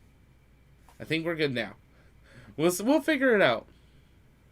Yeah, I muted it now. But could you guys still hear it? Like, did you hear the first beginning of the song? Because that would be good for me to know if you did. Did you guys hear any of the song? Because I muted it right when he started. Or at least I thought I did in my sound system. So let me know about that. So that'll help us for the future. We're still working out some of the final kinks in the new sound in the new broadcast system. So appreciate guys your guys' help here. I feel like they could have done this before the mission, as like an intro, an opener, something like that. But take a moment, let us know where you're watching from around the world. I'm up in Canada. I know we've got people all around the world.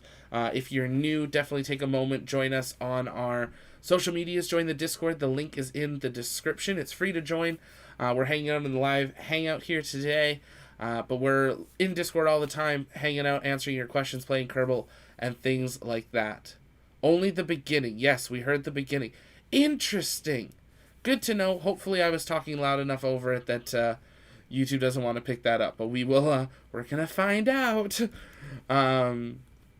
You didn't miss much if you wanted to hear the rest of the song. Sorry. There's a lot of other artists I would have picked for this type of an event, but it's interesting. Oh, it looks like those Land Rovers are on their way back. I mean, we totally missed the crew, I guess, getting out, because we're watching Khalid for some reason. Like 60 seconds? Okay. Oh, boy. Okay.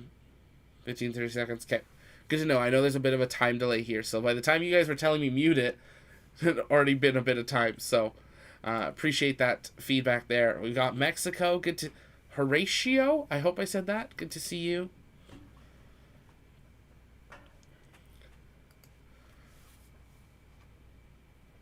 I mean, it's a nice stage. I do event productions. So it's like a nice stage. I mean, I've designed a very similar stage, but... oh boy, Dascam.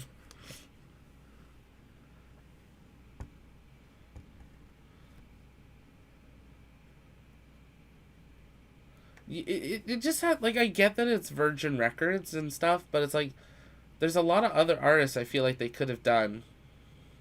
I'm not down on Khalid. I'm not an artist. Like, I know it takes a lot of work, but if you think about the general population, EA is playing it just fine. He's just playing the audio?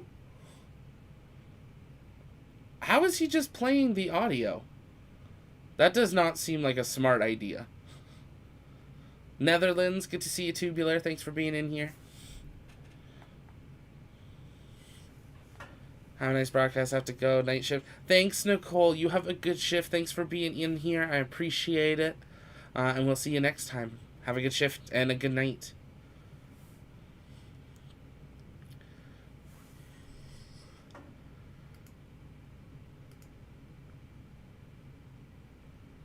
Well, I got no restrictions yet, so that's a good thing.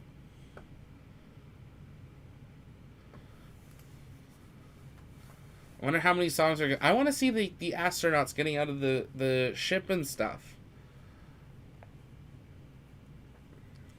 At least we're not having more Stephen Colbert.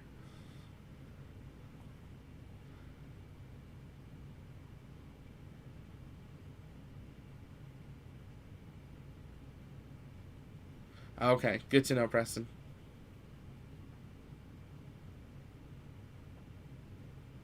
Yeah, I agree, C1. We're here for spaceflight and science, not live music. And live music makes it really hard for space communicators and stuff to be able to share this and explain it and talk about it. I'd almost prefer a replay of the launch. We're here for science and space. I agree with that. But, I mean, some people want the music, so I get it, too. It's Sir Richard Branson's company, so he can decide. That's completely up to him what he would like to have at his event, and that's totally fair. But yeah, just the opinion there. And if I was picking an artist, not the first one that would have come to mind. Katy Perry Firework. If you get that, that's because you're part of our Discord, and we play that every time we're flying Kerbal. But, you know, there's some other songs that are a little more space related that I would have thought, but I think it's because he's from New Mexico. So, but yeah, take a moment, drop some questions in the chat if you have them. I'd love to hear what you guys thought. What did you guys think of today's flight? Do you think it is worth, you know, if you had $250,000 cash just sitting around burning a hole, would you spend that $250,000 doing this? Or would you want to spend it on something else? Let us know in the chat there. Yeah, Virgin record labels. Yeah, absolutely. I like Stephen Colbert in his show, but his presentation for this flight was lousy and not funny. Yeah, I haven't watched his show a lot. I've watched a little bit of it.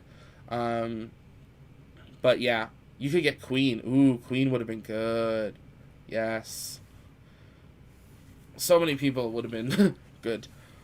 Yeah, I feel bad for Colbert, actually.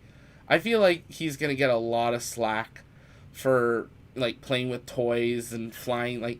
I mean, you're putting people on a spaceship, and then you're flying it around and almost crashing in. Even Virgin Galactic cut the feed for a second there, if you guys noticed that. They even pulled it back here, so... very interesting to see. Let's take a look at the poll. Over 200 votes. 26% of you agree passing 80 kilometers in altitude makes you an astronaut. 30% says 100 kilometers. Shockingly, 34% of you say you need to get into a stable orbit, which I find very interesting. And the 9% of you just putting on a spacesuit. Well, I got the helmet. Someone's got to send me a spacesuit. Then I can say astronaut Zach, if that's what we're going with. But that's very interesting. It's interesting how close. But 34% getting into a stable orbit may be very interesting. Edward, 250K is a bit much. 50K.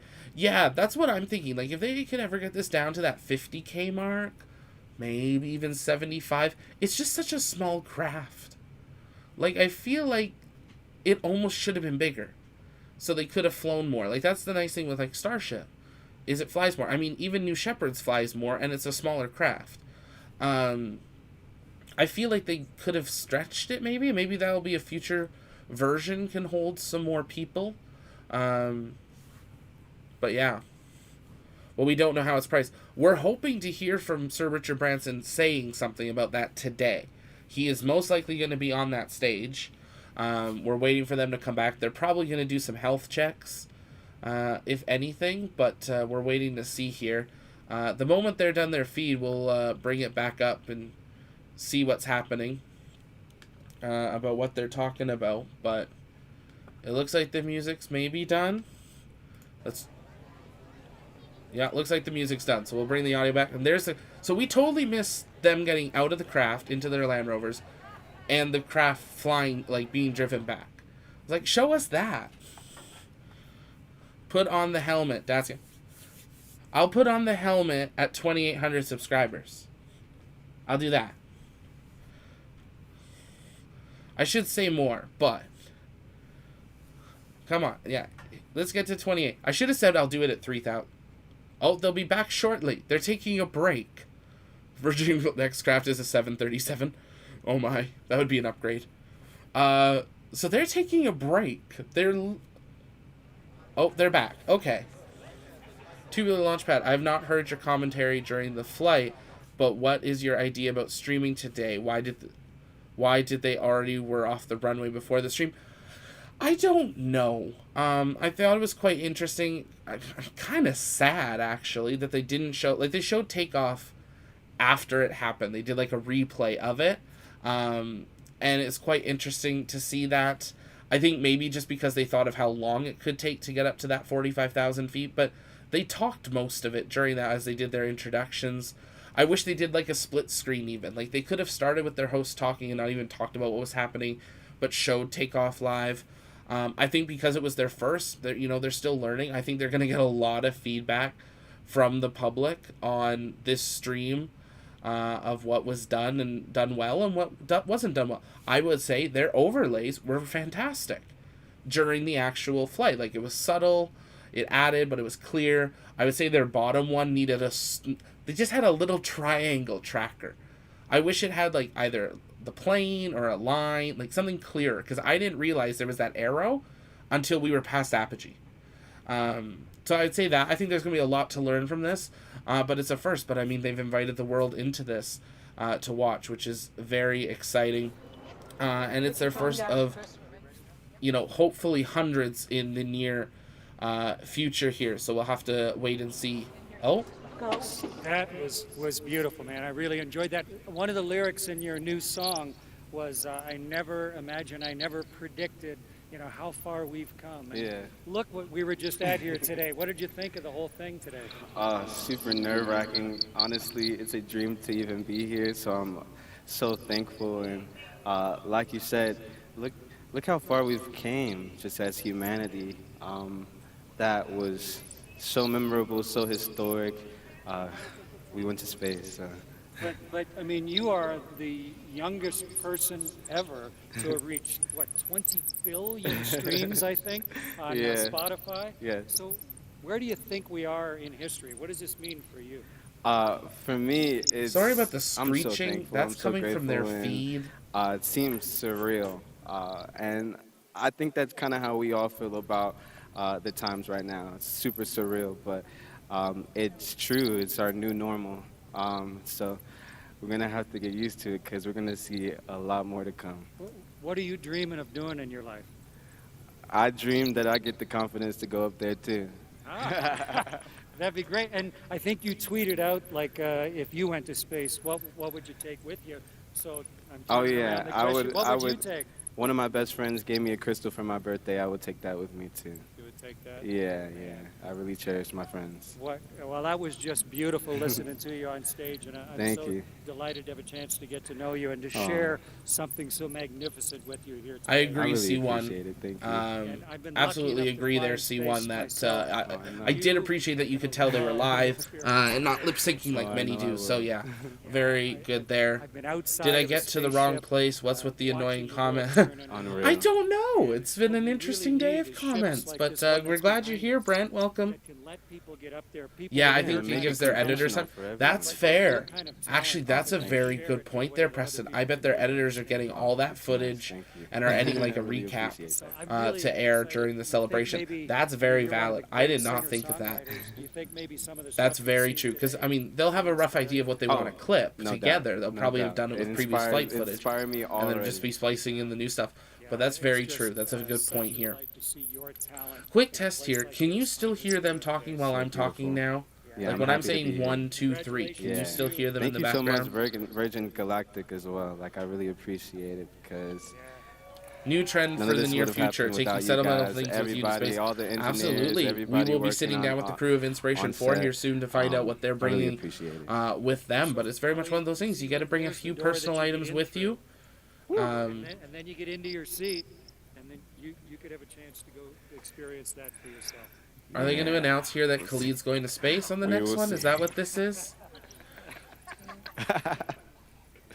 Yeah, I definitely think they're stalling, Preston. I think you're spot on now. To not just, get up on stage and see all the you guys can still hear it. Interesting. What about now? 1, 2, 3. Can you guys still hear it? I appreciate the help here, guys. It's good to know. Oh, there they are.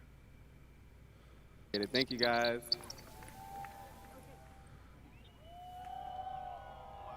Well done, man.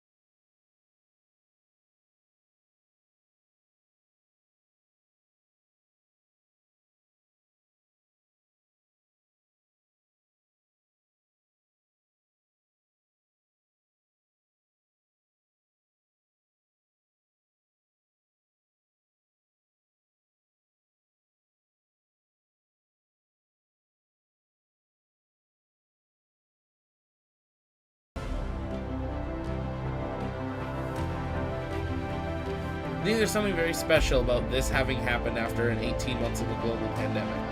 And, you know, we're starting to come out of it. Things are being back to normal. And these are the type of things we're coming out of this pandemic too. Our world completely changed during that, and now we're getting these type of events. So Inspiration 4, Unity 22, we've got New Shepard 16. Very interesting time in history. Well, we just witnessed the crew disembark from the spaceship, and what a hero's welcome they received. That was so adorable, seeing all the friends and family greet them now officially as astronauts. Now we're going to give them just a minute here to freshen up. They're entering Gaia now, which is what we call the first level here at Spaceport America. So like I said, they're going to get an opportunity here to just freshen up. But while we wait, let's hear more about some of the other Virgin companies in our Virgin family.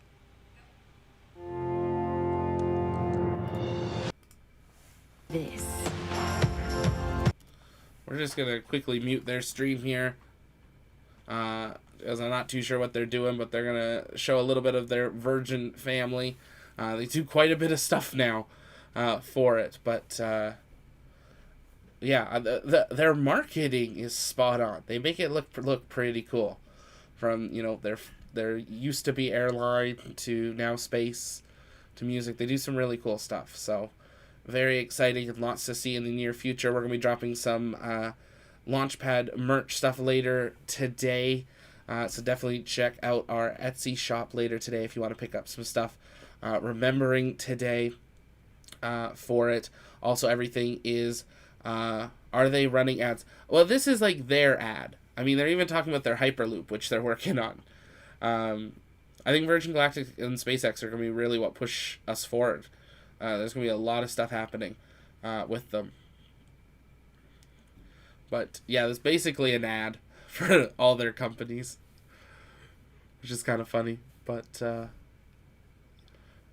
you know, from nothing to everything he's done a lot. So you can't deny him that. But thank you guys for being here. We, of course, are going to stay live all the way through what they are doing. We're answering your questions. So if you have any questions, you can drop that in the chat. Use the hashtag AskTLP or tag us at the Launchpad, and we will be answering those live on air for you. World. Now, you saw some of our footage from our previous flights in that video as well. Let's see some highlights from today's flight.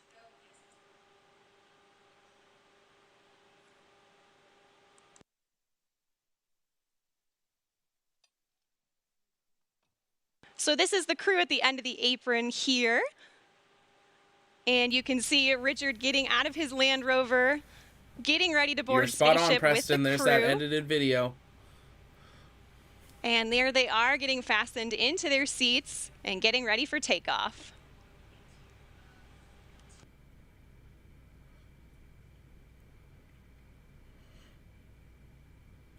So she's telling them which engines to spool up there. If you didn't know that, they tell you a number and then they say spool it up and they confirm that it started.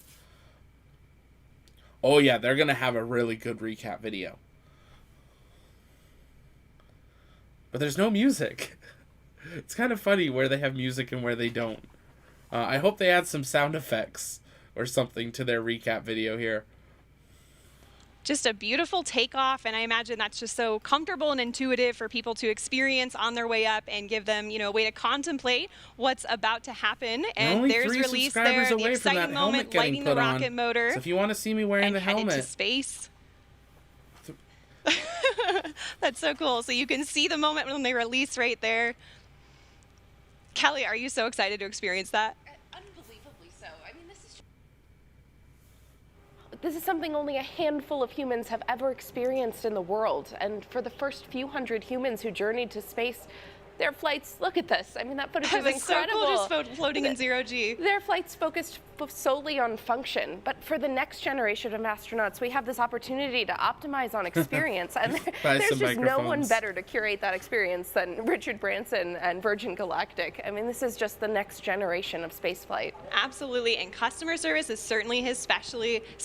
And you know, we do everything in style here, including that stylish landing on the same runway they took off of. And there it is now being towed back.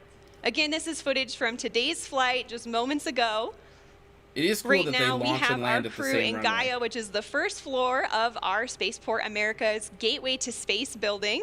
And we call this the Gateway to Space because it is literally the building, the last building that human beings step foot in before becoming astronauts. And these moments, like Richard has said, this is what it's all about. His grandchildren, the next generation. I mean, that generation is going to grow up with unprecedented inspiration, exposure, and access to space. It's going to fundamentally change the way we live, the way we see ourselves and the world.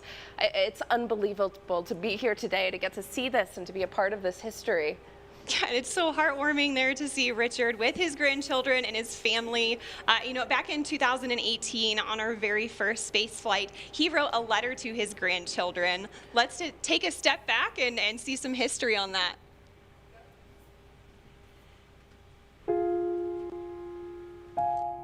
A letter to my grandchildren. My dad, your great-granddad, was an extraordinary man, full of wise words.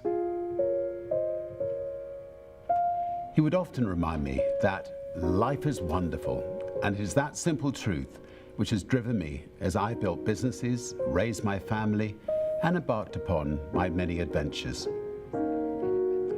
You are at the very start of life. It is an incredible gift, and it is there for the taking. It will deliver highs and lows, but by living it to the full, by always trying to do the right thing, and by keeping a childlike sense of adventure, it will indeed be wonderful.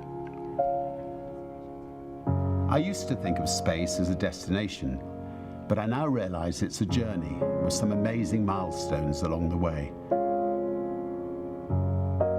Your lives will be transformed by space, and it will give your generation the planetary perspective on which the future of humanity rests. That we're all in this together, fellow travelers on Spaceship Earth.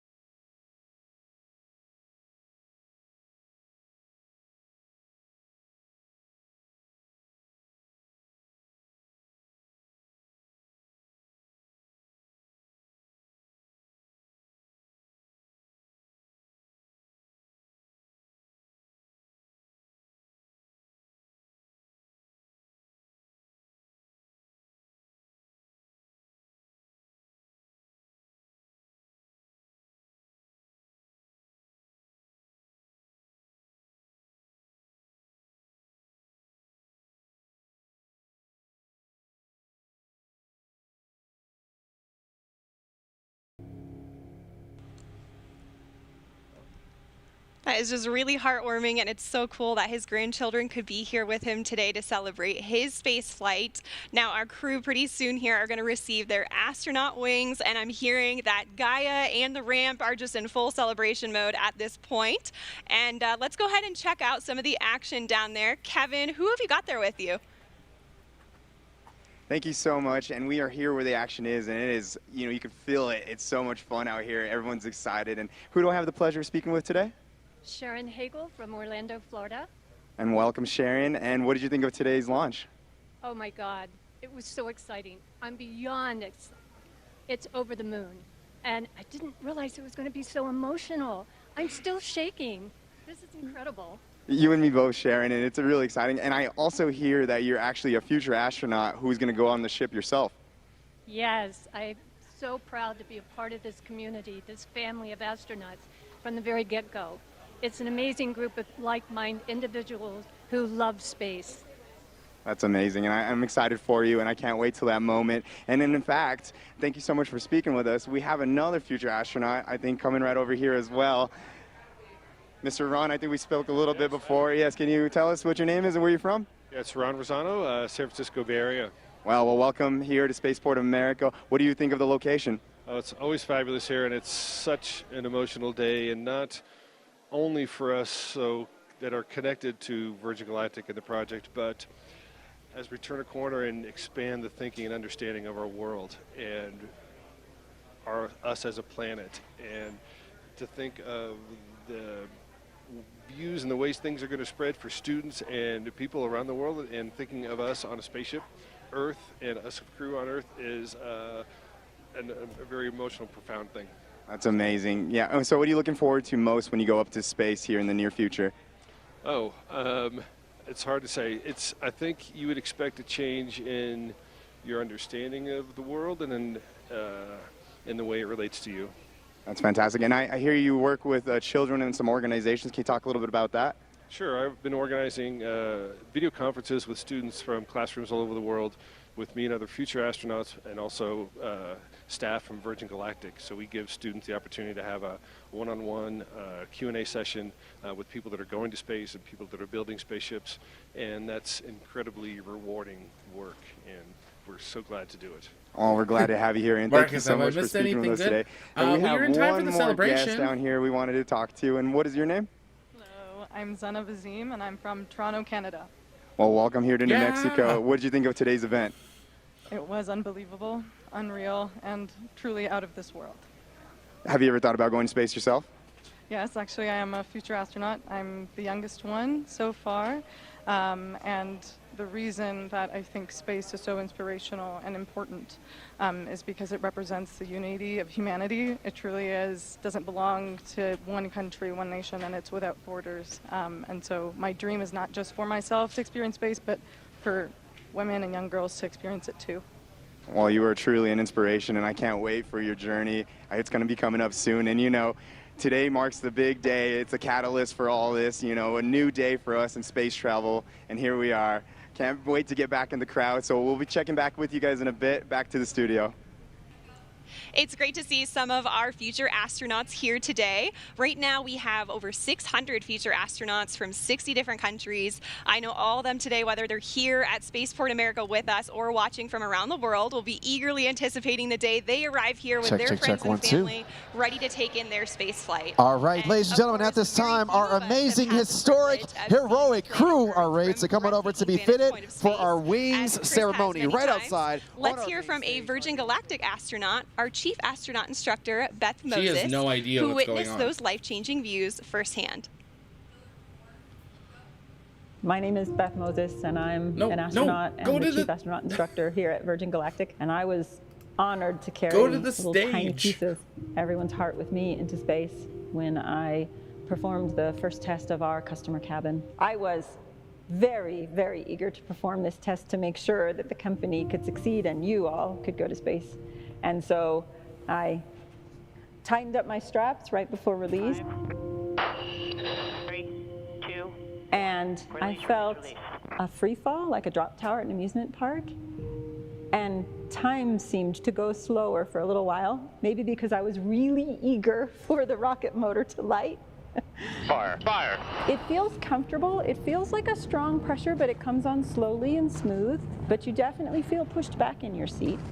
And you have a sense that you're starting to go pretty fast. Then the pilots started to turn us towards space. I had expected the inertial forces to be the dominant sensory input during this gamma turn. And in actuality, they weren't. Outside my window, the sky had gone purple. And the sound and feel and sight, like nothing I'd ever seen before. So I came out of that gamma turn, and I certainly knew that I was headed to space. I could hear the pilots calling increasing Mach numbers, and I literally said, "We're doing it, we're going up." Standing by. 20 knots. Stick center, RCS enabled. Transmit 17 knots. At rocket motor cutoff, there's no lurch. I didn't lurch forward in my straps, and it's a common misnomer. There's no feeling of suddenly being weightless. Your arms don't suddenly float up. Your hair doesn't suddenly float up and get in your face if you have long hair. It's really actually far more gentle and quiet and calm than any of the Hollywood movies would lead you to believe. The first time you turn and get up out of your seat a little bit and look out the window when you're in space, of course, the first thing that caught my eye was the curve of the Earth. And then I had to go about my test. I tested a few ways to get in and out of the seat. I tested some handrails, and then ultimately made my way forward in the cabin, just behind our pilots, completely weightless, not touching anything, hands up, head up, hair up, feet up. And that moment around apogee is just something. So I was coasting to a stop and able to look out at the Earth. And it feels timeless, and it soaks into your soul. The sky, space, is just this deep, deep, endless black. And then the most compelling thing is the Earth below you. The vista below you is unreal. Beneath me was just this bright, high definition Earth, like in all her glory, Mother Earth. Pictures do not do it justice, and I believe everywhere you fly, there will be something magic about the Earth. And here in New Mexico, you're gonna have the Hope Diamond, because White Sands is right next to the runway. And I think it's amazing that you are stopped and still, and your body has a chance to slow down, and you get this, forgive me, God's eye view of Mother Earth. That stuck in my soul. It's gonna stick in everyone's soul. It's amazing. It's one of the greatest things I've ever seen. I cannot wait for Richard and everyone to experience this and let it soak in and let it do good. It's always so moving to hear Beth speak about that, and it's an experience that Richard just got to experience, as well as Colin and Sarisha. And I am hearing they are all ready now to come out for the wing ceremony, and what a hero's welcome they're gonna get. Let's go ahead and shift our program over to the ramp to capture these festivities. Please welcome the Chief Executive Officer of Virgin Galactic, Michael Colglazer. This is the part we've been waiting for. Nice to see you guys. Look at that big bottle of champagne. All right. This was a morning, wasn't it? This is a morning we are going to remember for the rest of our lives. And I'm really grateful and I'm really honored to be with you here. Look at the setting. I saw Governor Lujan Grisham earlier. There is no better place to go to space than New Mexico.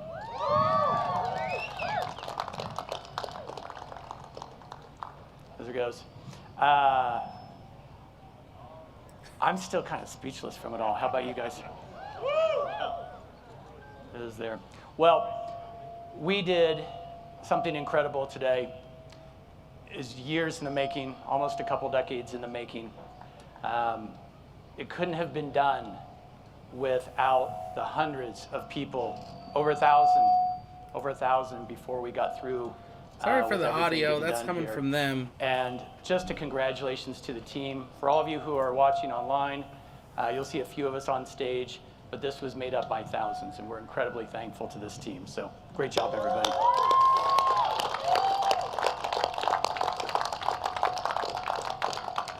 Yeah, there's one person in the Virgin Galactic family who's not here today, but who is an incredible force and guiding light for us, and that was Professor Stephen Hawking. And Stephen Hawking was an inspiration to many of the team at Virgin Galactic. He was an inspiration to Richard through the years. And many people don't know, but Stephen Hawking actually named our spaceship Unity. He's an incredible person, and at a moment like this, I think the words that should introduce our astronauts should be the words that Stephen Hawking himself spoke in 2016 when we rolled out our spaceship Unity. So with that, if we could please hear from the amazing Stephen Hawking.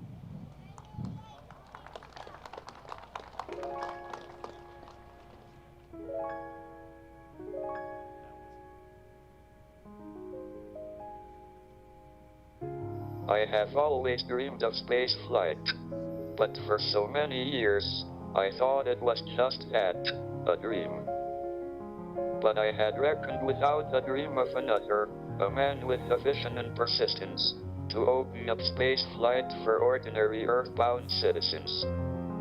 Richard Branson made it his mission to make space flight a reality, for those intrepid enough to venture beyond the boundaries of the Earth's atmosphere. The first private astronauts will be pioneers. We are entering a new space age, and I hope this will help to create a new unity. Space exploration has already been a great unifier. Taking more and more passengers out into space will enable them, and us, to look both outwards and back, but with a fresh perspective in both directions.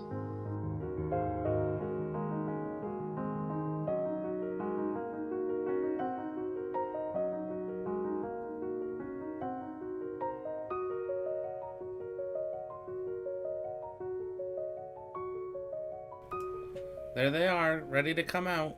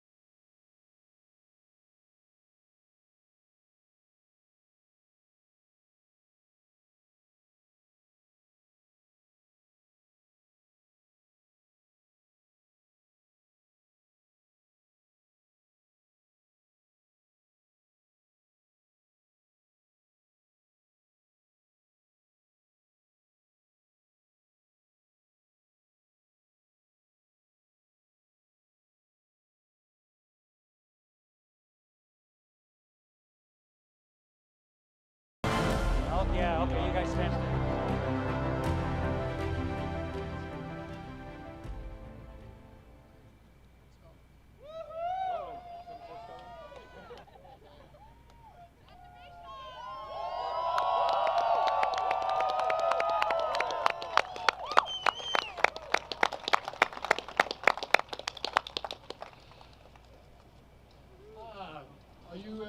Are you going to be on our wings? Sorry, I was told, sorry, everything. I was upside down a few minutes ago, so excuse me. Anyway, what a day, what a day, what a day, what a day. And I'm not sure whether Stephen Hawking's words have played, but it was such an honor knowing him and such an honor having him as an astronaut.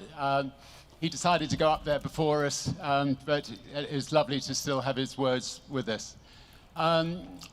Incredible honor to have Chris Hadfield with us. You will all remember his beautiful playing of a guitar from space. Give him a round of applause. Thank you. Congratulations. I think, like most kids, I have dreamt of this moment since I was a kid, but honestly, nothing could prepare you for the view of Earth from space. I mean, the whole thing was just magical. And suddenly, you're looking down and you're seeing 3 people looking up at you. And hang on a minute, what are you doing down there? We have this incredible Earth. Anyway, I'm just taking it all in. It's just unreal. I was so honored to test the customer experience. So initially, I thought testing the customer experience was a little bit of an excuse to get me on. It wasn't. It's so great to just get out there, test the customer experience. You get lists and lists of little things, and it's the little details that matter. So we are going to now have no details to sort out with this space line. This remarkable crew of mission specialists, and now, any second now, and now astronauts. They are a complete delight to have flown with, yeah, it was just, we've had such a great time. An enormous thank you, obviously, to our incredible spaceship pilots. And to our mothership pilots. I think they must, I don't know where they are. If they're here, they should come and join us on stage. Anyway, just to say, and obviously, sorry, Beth, Colin, and Sarisha, if you didn't know who they were. Anyway, thanks to all of you for being here at Spaceport America. It's hot, I'm sorry, but thank you for standing out here. The Spaceport is the most stunning building when you come in the morning and see this thing emerging from the desert. I think it could be one of the 10 wonders of the world. So awesome to arrive on a bicycle and to across this beautiful New Mexico countryside. And thank you to New Mexico for hosting us, for building this, for everything. Khalid, thank you for performing. We loved. Hello. And where's his lovely wife? Come on. There. Right.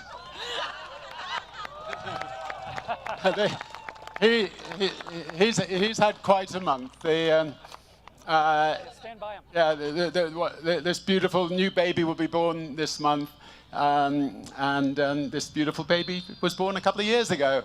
And thank you for letting him come with us. I just would also like to thank my wonderful, beautiful wife, Joan, who's hopefully here somewhere. Yeah, we've been lucky enough to have been together for, where is she? There, for 45 wonderful, wonderful years, and we've been very, very blessed. And we've got Holly and Sam here, our grandchildren, and pretty well everything. Lots of friends. Sadly, none from England. So to you, we'll get you out here one day. But love you lots, all of you.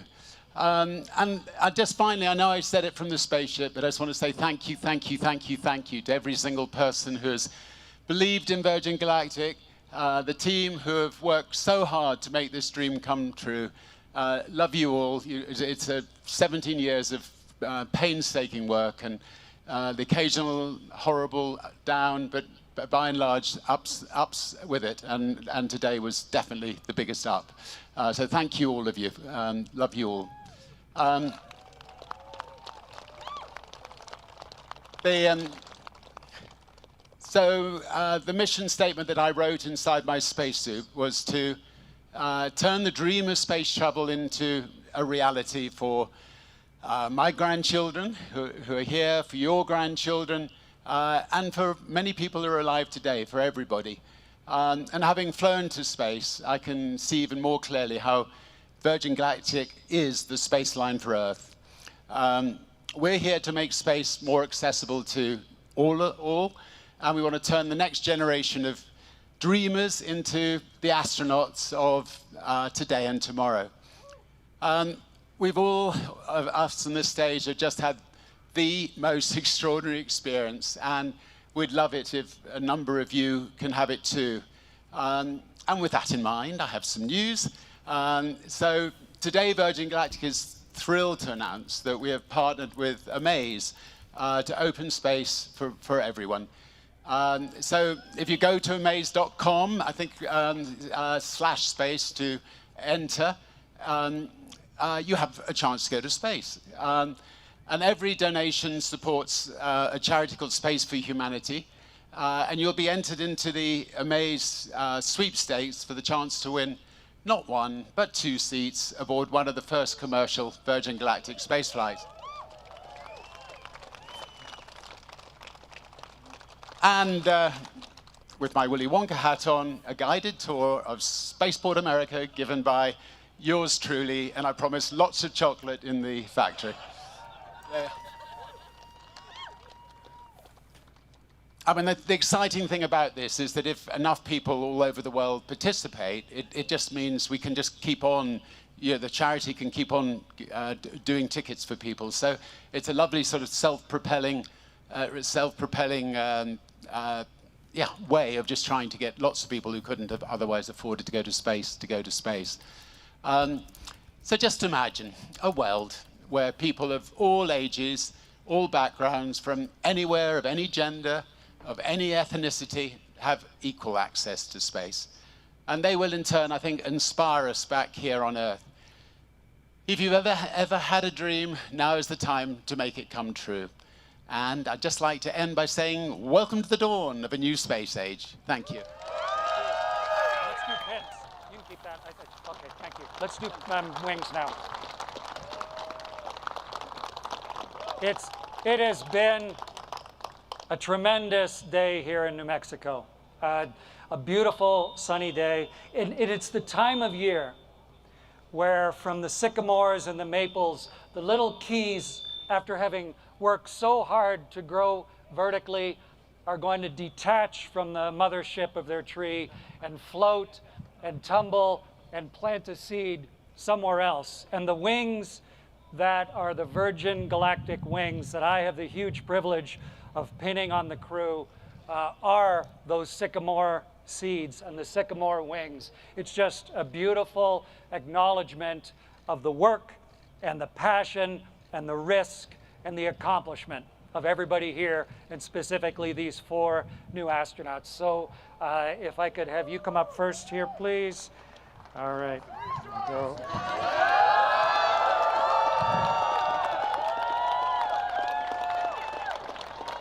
Everybody, Sharisa Bandla, astronaut!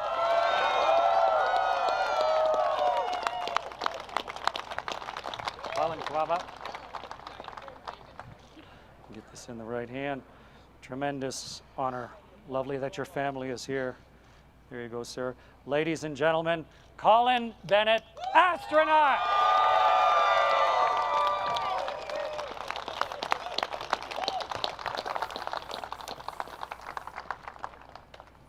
Ready? Stretch across. There we go. The magnet secure. All right. And as part of the historic Unity 22 flight, ladies and gentlemen, it is Beth Moses, astronaut.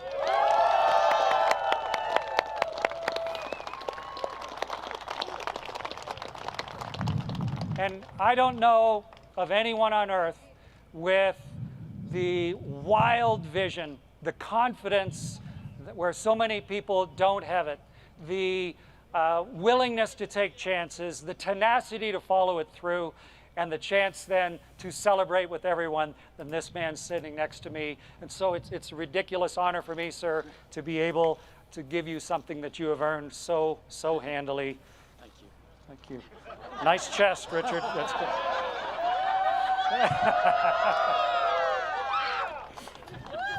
Ladies and gentlemen, this here is Sir Richard Branson, astronaut.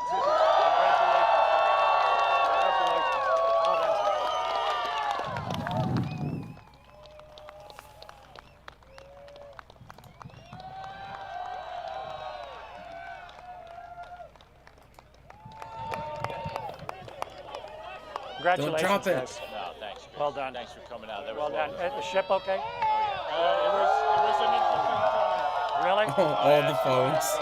There you go, guys. I'll get out of the way. Chris Evans like, I'm out.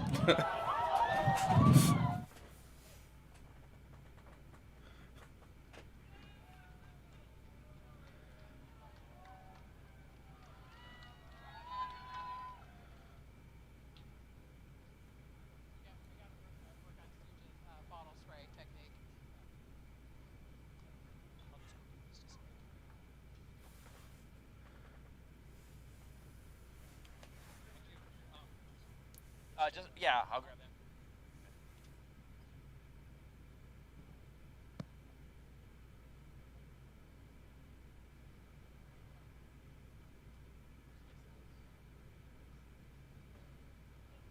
What in? Oh no.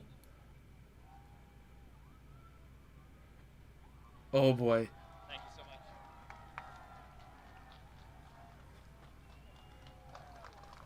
There's the front page of all the newspapers.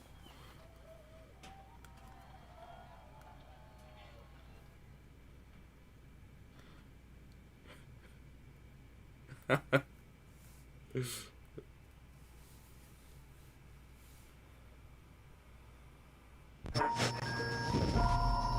that it? We are an island. Are they done? Surrounded by oceans of land. No audio. Now there is. Land. Mountain land. Each time I fly home, I contemplate the endless space.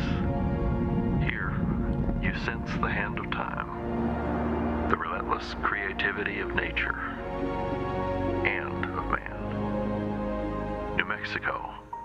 True. Well, folks, that does it. Richard Branson has left the planet and experienced space travel thanks to the magic of science. I know it's an experience that he hopes and expects many others, especially the next generation, will enjoy during his lifetime through the Virgin Galactic experience. To quote Neil Armstrong, wow. You got to imagine Neil said that at some point. For lifelong space fans like me, today was truly special.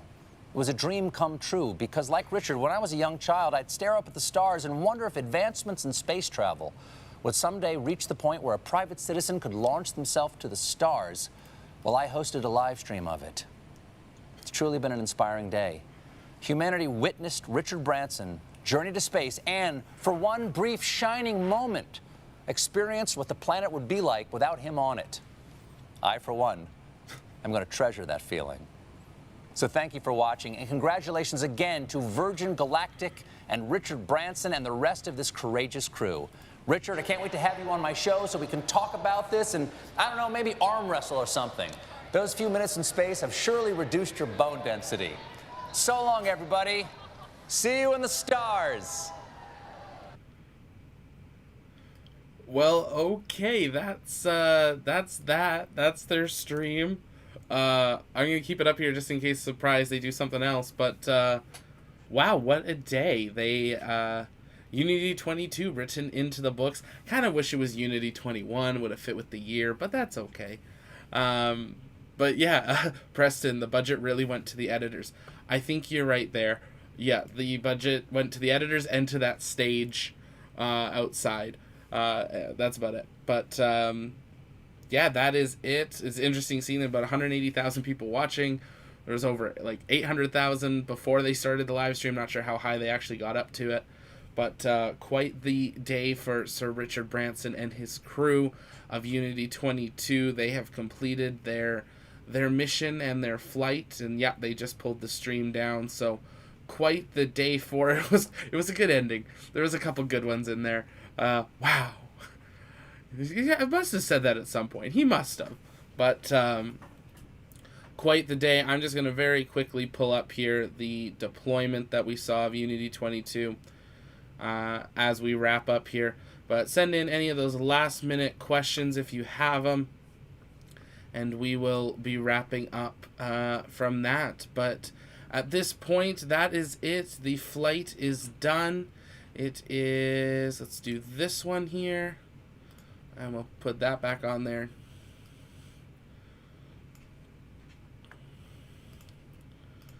But quite the day and the flight here. This is a replay of what we saw earlier as Unity 22, about an hour and a half ago, I believe at this point, deployed from VMS Eve, named after Sir Richard Branson's mother, and was deployed with the first ever full crew of a Virgin Galactic commercial spacecraft. There's that deployment. Release, release, release, and then they'll fire up the engine, and they are on their way. But if you have any last-minute questions, you can drop those in the chat. We will be answering those. If you're new to the Launchpad, welcome. My name's Zach. I'm the host here at the Pad. Here at the Pad, we cover everything space, spaceflight, space engineering, and the future of space. So make sure you have engaged that subscribe button and like the video if you enjoy the content. And we invite you to join our community. You can plug in on our public Discord. It's free to join. But if you help support our channel through Patreon or YouTube memberships, there are some exclusive Discord tiers that you can get as well. But thanks so much. There's so many.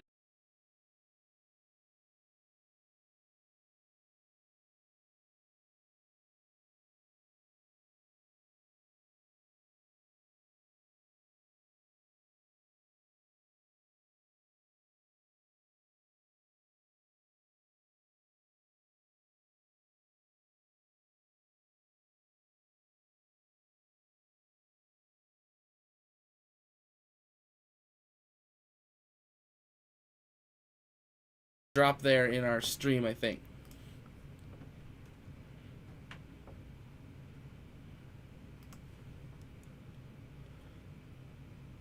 think we're back now there. Sorry about that, guys. Had a little drop there. But yeah, if you're just joining us, welcome. You can drop any questions you have in the chat box. We're answering those. Love to hear what your guys' thoughts were from today's flight.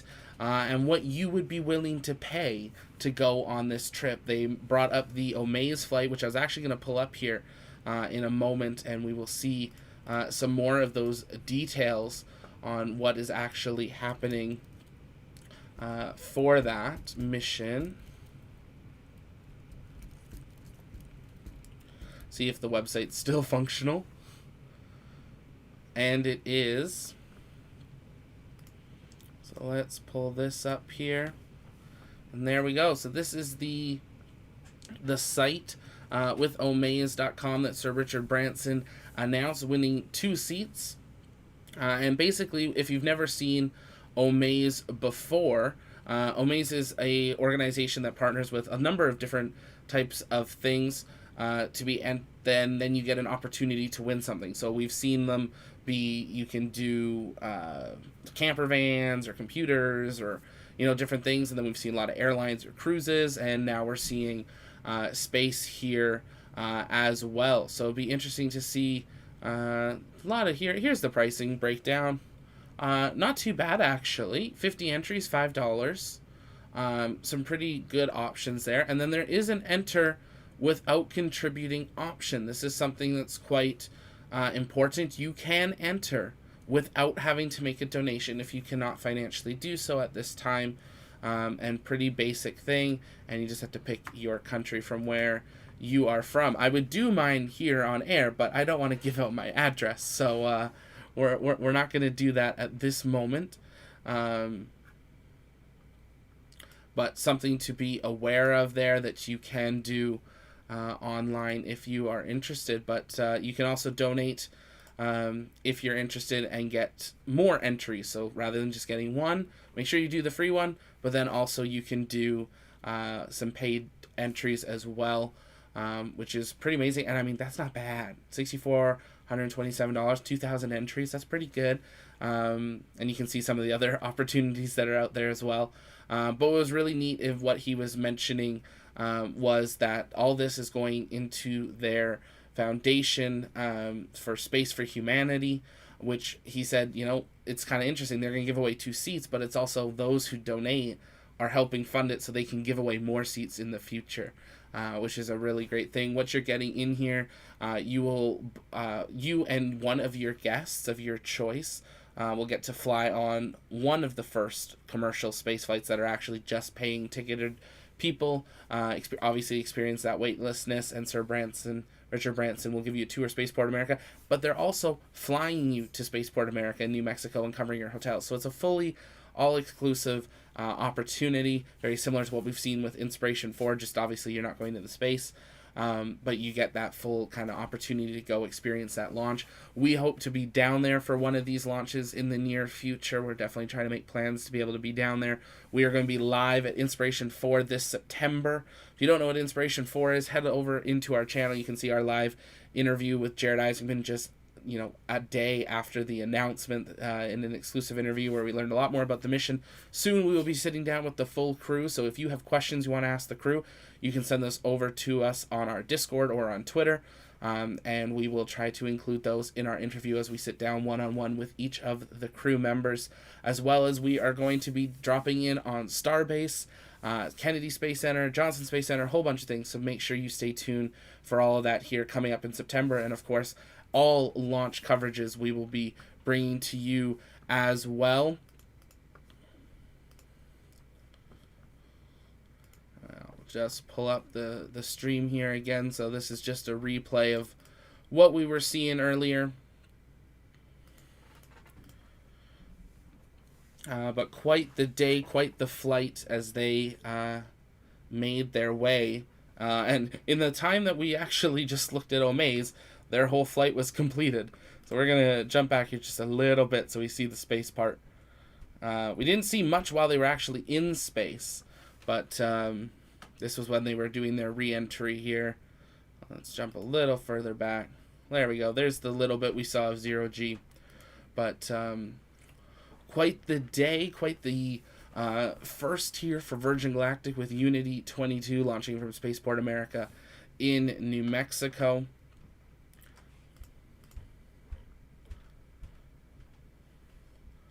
But with that, if I don't see any more questions, take a look at our poll. What do you think makes an official astronaut? 300 votes, 24%, 80 kilometers, 30%, 100 kilometers, 35% getting into a stable orbit, and 11% putting on a spacesuit. Well, as I've said before, I got the helmet. Someone needs to send me a spacesuit. And Sir Richard Branson, I'll come host for free next time. Let's do it. So we quite the we're excited to see it. We don't know when their next flight will be, but I do not think it'll be probably in that far too distant future. Probably sometime later this year, and then they'll really start picking up in 2022. There's that great shot at apogee of the feathered craft with that DNA of flight from the beginning to the end. But I think with that we will we'll jump to their landing here and touchdown, and we will conclude with that. So send in those last questions if you have any, and that's going to do it for us here. See this touchdown one more time.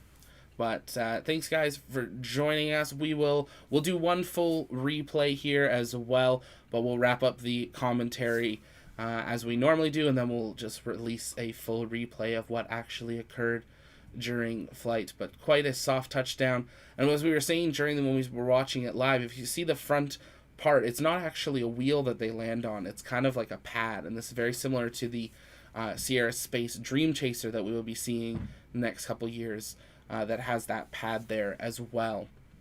Something very interesting to see, slightly different from what we are mostly used to. You can see that speed brake as well, slowing them down underneath that opened up. But quite the day, but it's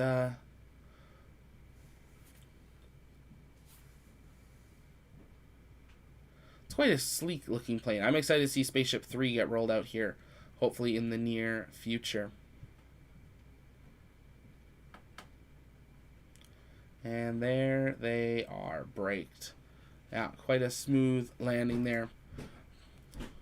But with that, if you guys haven't yet, make sure you have engaged the subscribe button there. And with that, that's going to do it for us. Thank you guys for being here. Today we're going to put up a full replay here just to wrap up. But we will be live, hopefully, in not too distant future with another Starlink. And then very soon, the New Shepard N16 flight carrying Jeff Bezos up. One of the kind of rival to today's flight. Two very historic flights starting here. But with that, we're going to wrap up. Thank you guys again for being here. I'm going to put a full replay on so you guys can watch that. If you haven't yet, make sure you've engaged the subscribe button. But that is going to do us for us here at the launch pad. Here at the pad, we cover everything space, space flight, space engineering, and the future of space. And this is Zach signing off. Have a great day, everyone. Thanks for watching.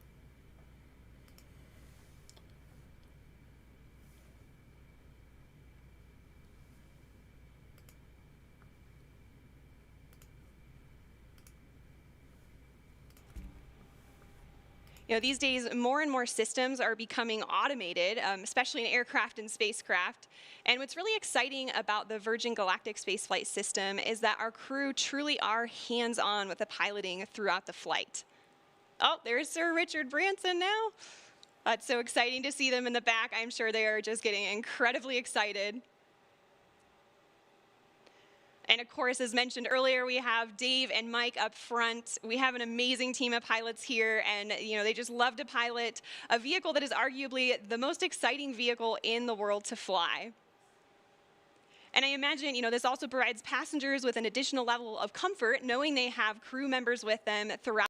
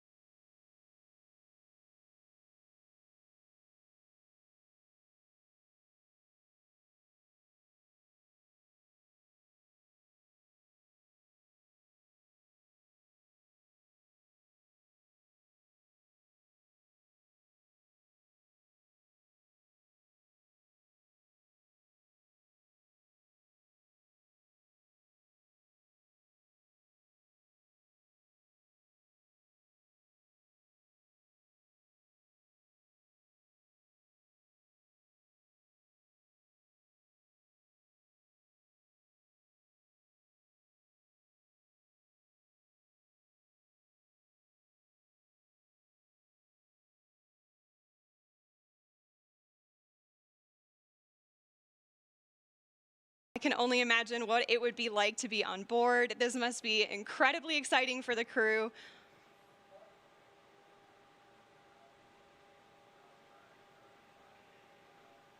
We're about 2 minutes out now, and once we get to the 30-second point, Spaceship Unity is going to arm the launch pylon. And then once we get to that designated point, the mothership pilots are actually the ones that engage the release, setting Unity free. So we have actions for both the mothership pilots and the spaceship pilots, so they're in coordination and all agree on the launch.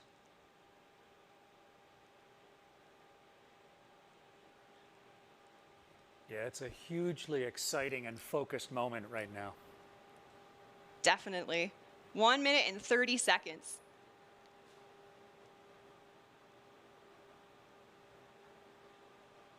The spaceship pilots are also going to push the stick all the way forward to prepare for release.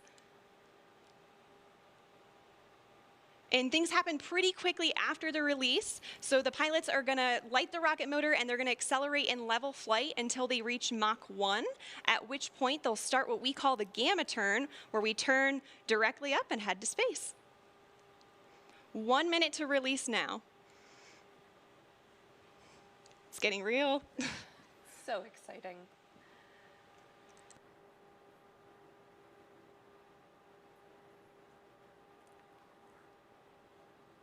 "45 seconds.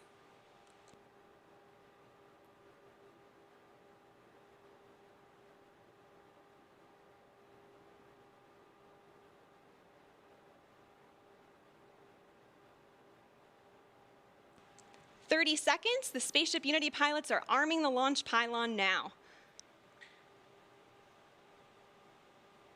We are armed for release. 20 seconds.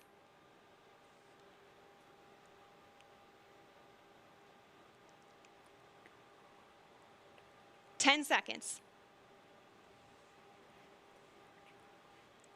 5, 3, 2, 1. Release, release, release. Clean release. Ignition. Good rocket motor burn. There's Mach 1 trimming now.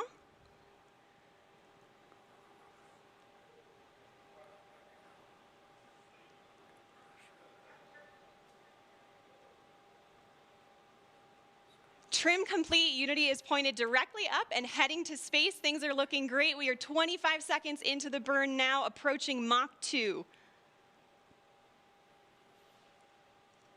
30 seconds, Mach 2. Everything's looking really good and stable. 40 seconds. 45 seconds. 50 seconds, approaching Mach 3. There's Mach 3. And 60 seconds, and that is a full duration burn, folks. We are headed to space. And the passengers in the back have been cleared to unstrap. Our predicted apogee is 279,000 feet and climbing. The pilots are now unlocking the feather, and as soon as they do that, it's going to initiate a backflip for Spaceship Unity. This is normal. We want those windows pointed down towards the Earth to maximize that incredible view. So feather is coming up now, and the pilots are also enabling the RCS, or reaction control system, which is what they'll use to control the attitude of the vehicle while we're outside the atmosphere.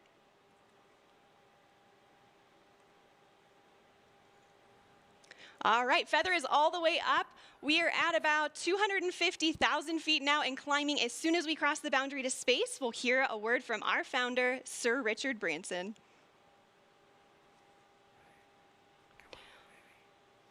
Welcome to Space, Unity 22.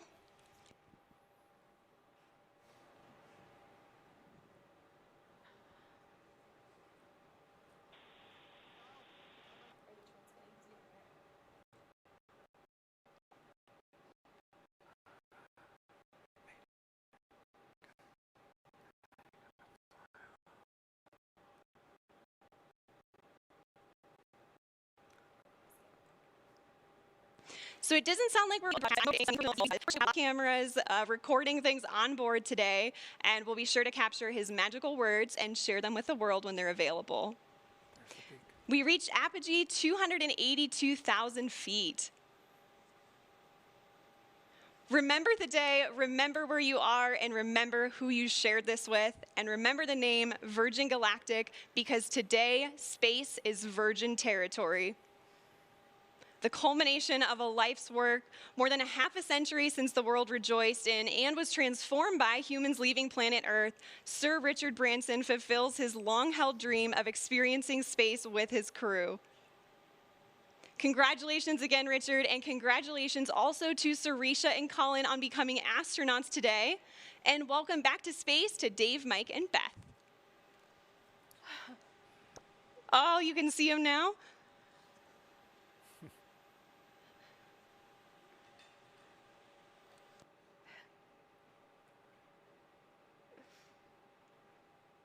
So we are on the re-entry portion of our flight now, and the mission specialists are heading back to their seats.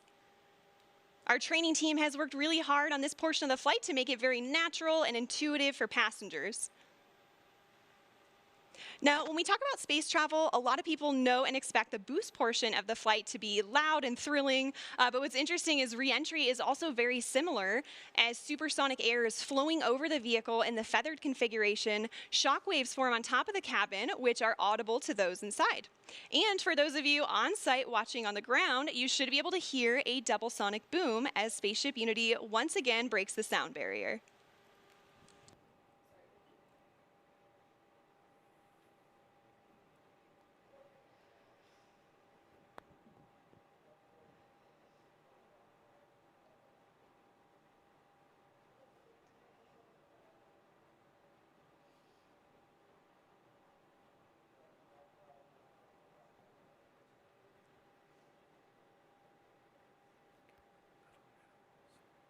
All right, folks, we are now subsonic, just under 75,000 feet in altitude.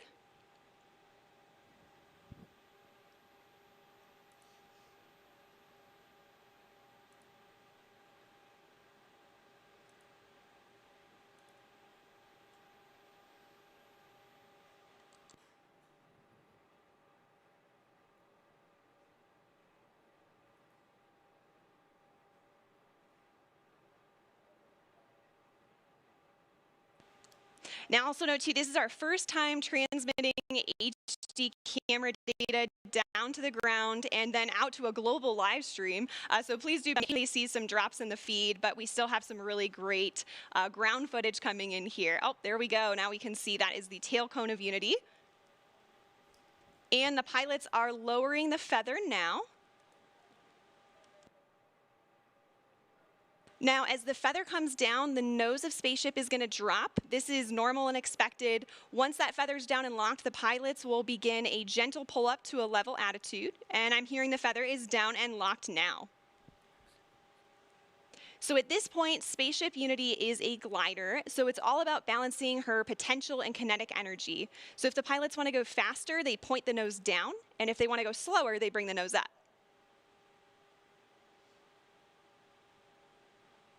And right now I'm hearing the crew's listening to a special soundtrack for the glide.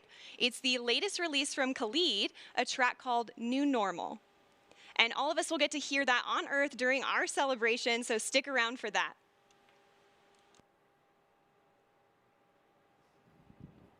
I don't know about you all, but I'm still feeling overwhelmed and excited about what we just witnessed. And there's one person in particular who's got to be having all of the feels right now. You can see him sending a congratulatory shake to his passenger, Colin Bennett, there with him.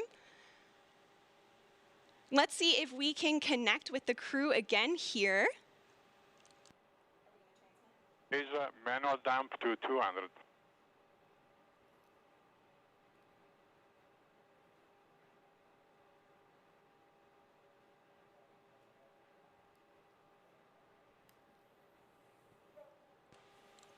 So, Richard, you just went to space. This has got to be the ultimate birthday present for you.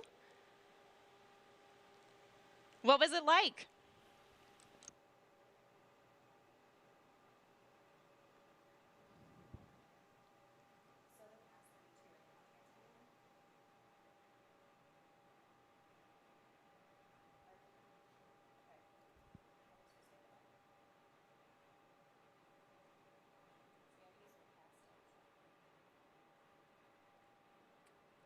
All right, folks, again, sorry, we're not getting that transmission through the live broadcast, but again, we do have lots of recording devices aboard the spaceship, and we will be sure to release some footage of Richard and the crew up there today.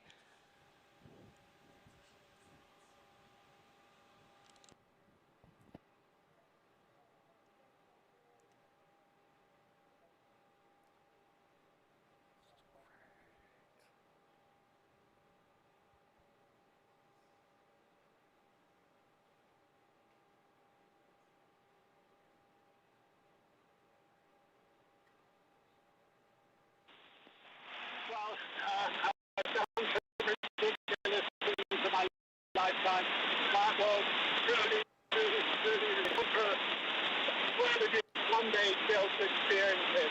It's a complete experience of a lifetime. And now I'm looking down at a beautiful spaceport. Congratulations to everybody for creating such a beautiful, beautiful place. Congratulations to all our wonderful team at Virgin Galactic for 17 years of hard work to get us this far.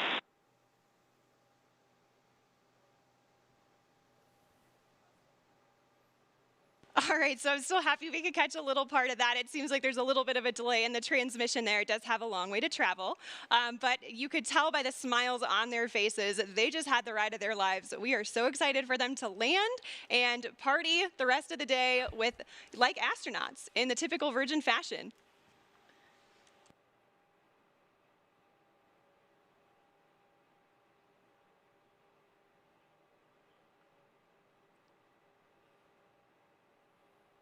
So we are at 22,000 feet now and descending. And as I mentioned earlier, Unity is a glider at this point. So the pilots right now are discussing their energy management plan. And pretty shortly here, they'll be meeting up with our chase aircraft with Jamil and Patrick to get some really cool visuals of Spaceship Unity.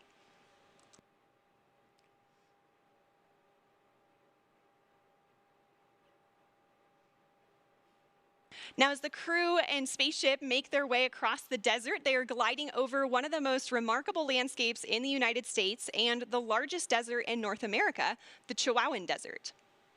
The area around Spaceport includes more than 6,000 square miles of restricted airspace and high desert, which is one of the reasons it was built here. And of course, our future astronauts will be able to take in so much of that natural beauty. And, of course, we also have White Sands nearby. White Sands National Park is just to our east. It's visible right over the Black Range Mountains. White Sands, of course, has been the backdrop for so many films, commercials, and music videos, and it's known for having the largest gypsum dune field on the planet. Khalid's music.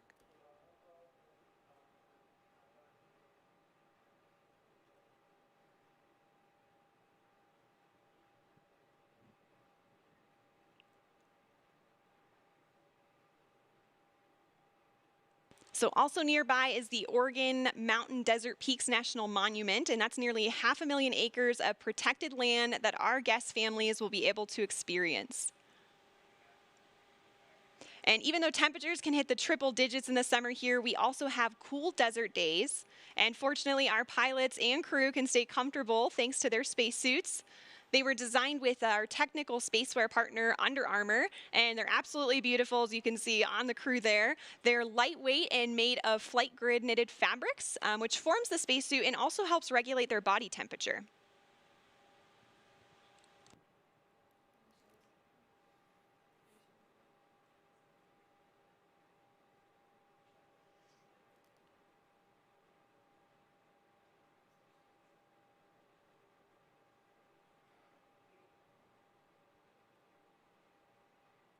So also to commemorate this flight from New Mexico, we reached out to the Zia Pueblo, who gave us permission to use their sun symbol on our spaceship.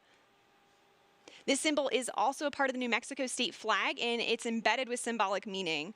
The number 4 is sacred to the Zia people, and the emblem represents the 4 directions, the 4 seasons, the 4 times of day, and the 4 phases of life. We are honored and proud to feature this perfectly balanced symbol on Spaceship Unity's tail cone, as we also celebrate our new home.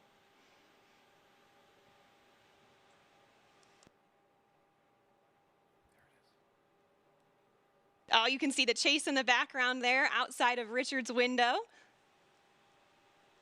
The pilots are coordinating with Chase now and discussing their energy management plan. They're at about 9,500 feet in altitude, and the runway out here at Spaceport America is around 4,600 feet in altitude.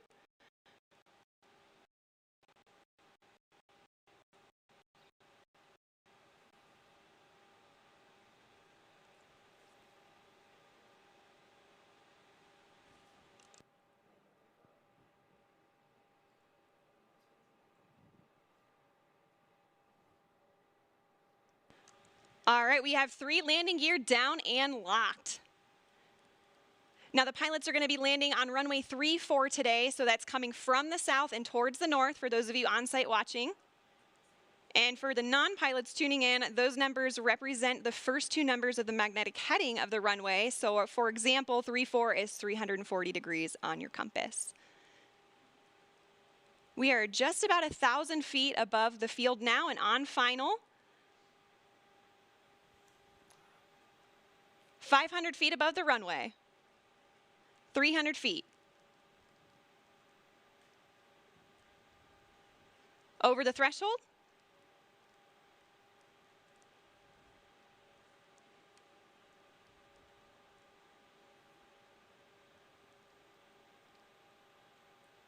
Main gear touchdown. And we're going to hold it just like this for a minute before bringing the nose down.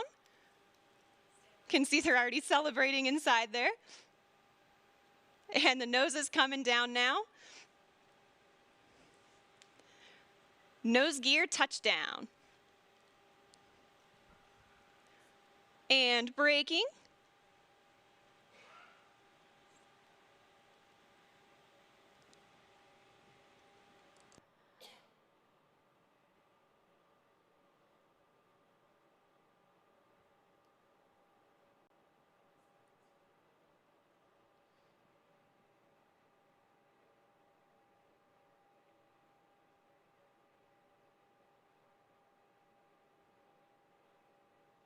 Look at that incredible drone footage here as we come in. And there is full stop. All right. A perfect landing. Virgin Galactic 4 mission specialists on board from our operational home base, Spaceport America. A beautiful day of flight. What a moment. Congratulations to everybody on board, and of course our very own spaceship Unity, who returned to space today. And of course we also saw beautiful flying from our Eve crew, CJ and Kelly, and brilliant work by our chase pilots, Jamil and Patrick, all of whom are still in the air right now. Great job to you all.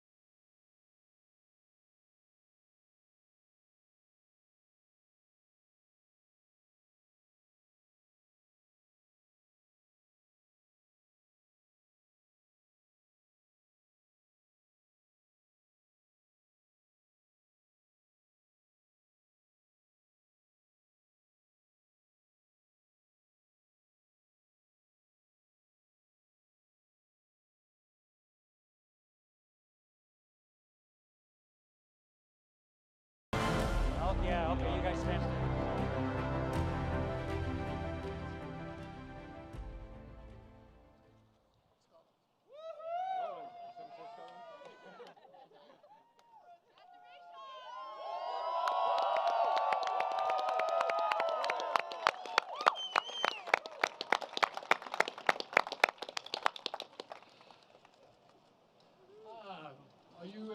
Are you going to be I on our wings? Sorry, I was told, sorry, everything. I was upside down a few minutes ago, so excuse me. Anyway, what a day, what a day, what a day, what a day. And I'm not sure whether Stephen Hawkins' words of play, but it was such an honor knowing him and such an honor having him as an astronaut. He decided to go up there before us, but it's lovely to still have his words with us. Incredible honor to have Chris Hadfield with us.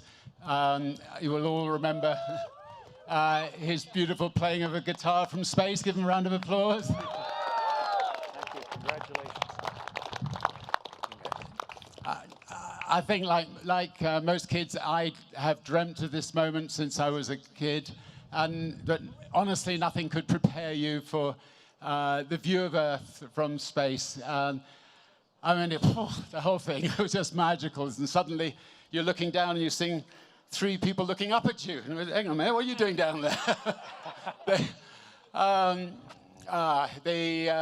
We have this incredible Earth. Anyway, I'm just taking it all in. It's just unreal. I was so honored to test the customer experience. So initially, I thought testing the customer experience was a little bit of an excuse to get me on. It wasn't. It's so great to just get out there, test the customer experience. You get lists and lists of little things, and it's the little details that matter. So we are going to now have no details to sort out with this space line. This remarkable crew of mission specialists, and now, any second now, and now astronauts. They are a complete delight to have flown with, yeah, it was just, we've had such a great time. An enormous thank you, obviously, to our incredible spaceship pilots.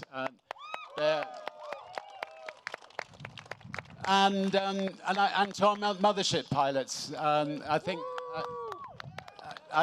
they must, I don't know where they are. If they're here, they should come and join us on stage. Anyway, just to say, and obviously, sorry, Beth, Colin, and Sarisha, if you didn't know who they were. Anyway, thanks to all of you for being here at Spaceport America. It's hot, I'm sorry, but thank you for standing out here. The Spaceport is the most stunning building when you come in the morning and see this thing emerging from the desert. I think it could be one of the 10 wonders of the world. So awesome to arrive on a bicycle and across this beautiful New Mexico countryside. And thank you to New Mexico for hosting us, for building this, for everything. Khalid, thank you for performing. We loved. Hello. And where's his lovely wife? Come on.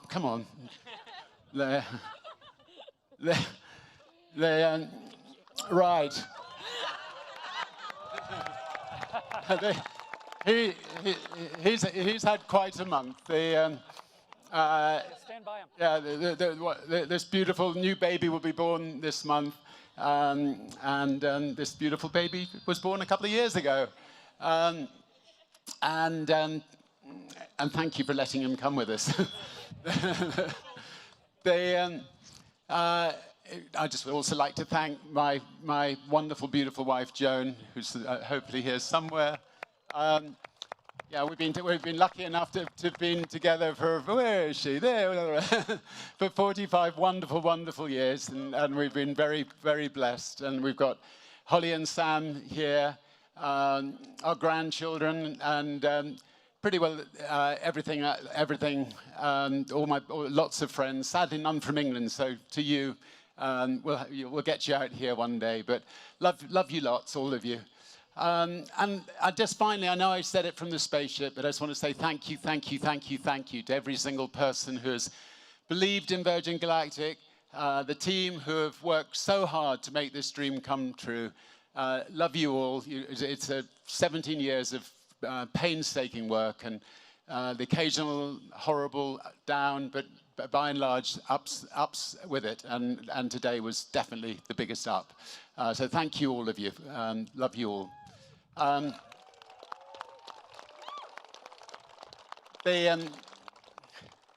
So the mission statement that I wrote inside my spacesuit was to turn the dream of space travel into a reality for my grandchildren who are here, for your grandchildren, and for many people who are alive today, for everybody. And having flown to space, I can see even more clearly how Virgin Galactic is the space line for Earth. We're here to make space more accessible to all, and we want to turn the next generation of dreamers into the astronauts of today and tomorrow. We've all of us on this stage have just had the most extraordinary experience, and we'd love it if a number of you can have it too. And with that in mind, I have some news. So today, Virgin Galactic is thrilled to announce that we have partnered with Amaze to open space for everyone. So if you go to amaze.com, I think /space to enter, you have a chance to go to space. And every donation supports a charity called Space for Humanity. And you'll be entered into the Amaze sweepstakes for the chance to win not one, but 2 seats aboard one of the first commercial Virgin Galactic space flights. And with my Willy Wonka hat on, a guided tour of Spaceport America given by yours truly, and I promise lots of chocolate in the factory. I mean, the exciting thing about this is that if enough people all over the world participate, it just means we can just keep on, the charity can keep on doing tickets for people. So it's a lovely sort of self-propelling way of just trying to get lots of people who couldn't have otherwise afforded to go to space. So just imagine a world where people of all ages, all backgrounds, from anywhere, of any gender, of any ethnicity, have equal access to space. And they will in turn, I think, inspire us back here on Earth. If you've ever had a dream, now is the time to make it come true. And I'd just like to end by saying, welcome to the dawn of a new space age. Thank you. Let's do pins. You can keep that. Okay, thank you. Let's do wings now. It has been a tremendous day here in New Mexico. A beautiful sunny day. It's the time of year where from the sycamores and the maples, the little keys, after having worked so hard to grow vertically, are going to detach from the mothership of their tree and float and tumble and plant a seed somewhere else. And the wings that are the Virgin Galactic wings that I have the huge privilege of pinning on the crew are those sycamore seeds and the sycamore wings. It's just a beautiful acknowledgement of the work and the passion and the risk and the accomplishment of everybody here, and specifically these 4 new astronauts. So if I could have you come up first here, please. All right, go.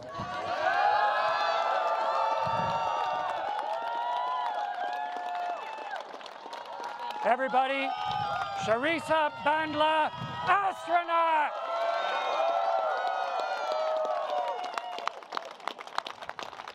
Colin Kwaba. Get this in the right hand. Tremendous honor. Lovely that your family is here. There you go, sir. Ladies and gentlemen, Colin Bennett, astronaut!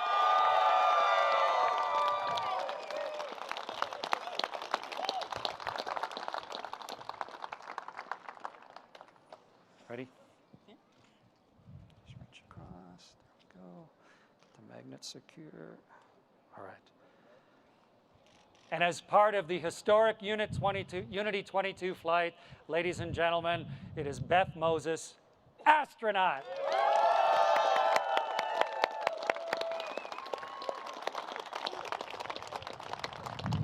And I don't know of anyone on Earth with the wild vision, the confidence where so many people don't have it, the willingness to take chances, the tenacity to follow it through, and the chance then to celebrate with everyone than this man sitting next to me. And so it's a ridiculous honor for me, sir, to be able to give you something that you have earned so handily. Thank you. Thank you. Nice chest, Richard. That's good.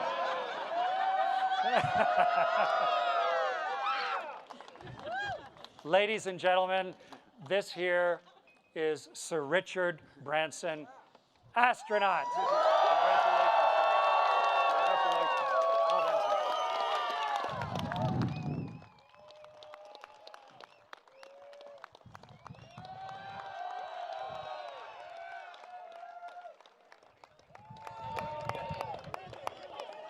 Congratulations, guys. No, thanks. Well done. Thanks for coming out. That Well was done. The ship okay? Oh, yeah. It was an interesting time. Really? Oh, yeah, she's ready to go again. There you go, guys. I'll get out of the way.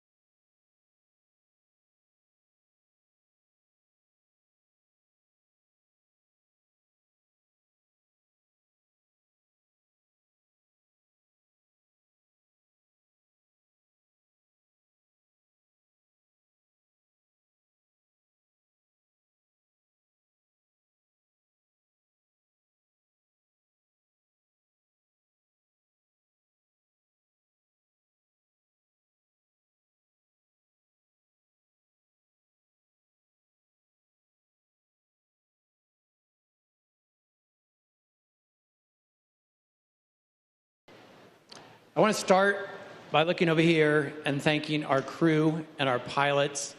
You guys were amazing today. Oh, come on, clap for them one more time. And of course, now it's my honor to introduce them so that they can share their experience that they just had with all of you. So one of the goals for this test flight was to be able to bring back a group of people that then could go around and share what it's like to be an astronaut on Virgin Galactic and what it means to be in space. I'm sure you're all familiar with this group because we've just made them astronauts, but one more time I'm going to introduce them. Let's start with our Unity pilots for this mission, Dave Mackay and Michael Masucci. Dave, Such.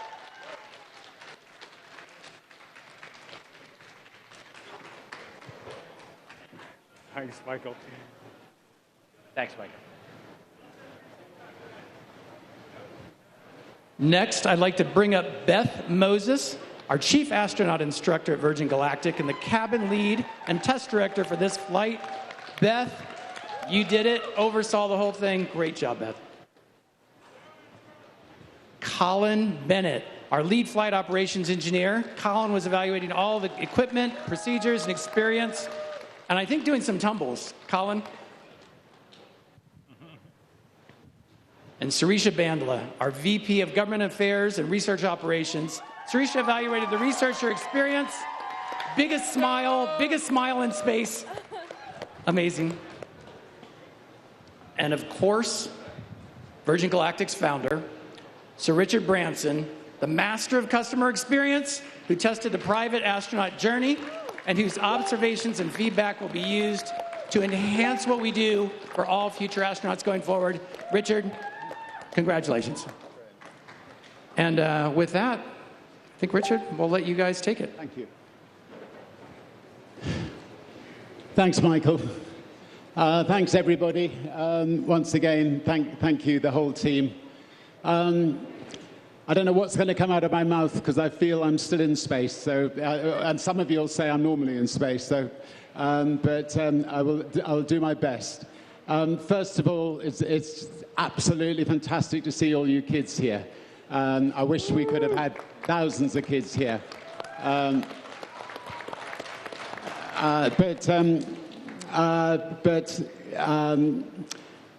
Hopefully kids all over the world saw it. when I was in space, I scribbled a couple of words on my grandkids' drawings, which you people will be able to hear. I hear it didn't actually come back to Earth. But basically it said that for all you kids down there, I was once a kid with a dream, looking up to the stars. And now I'm an adult in a spaceship looking back to our beautiful Earth.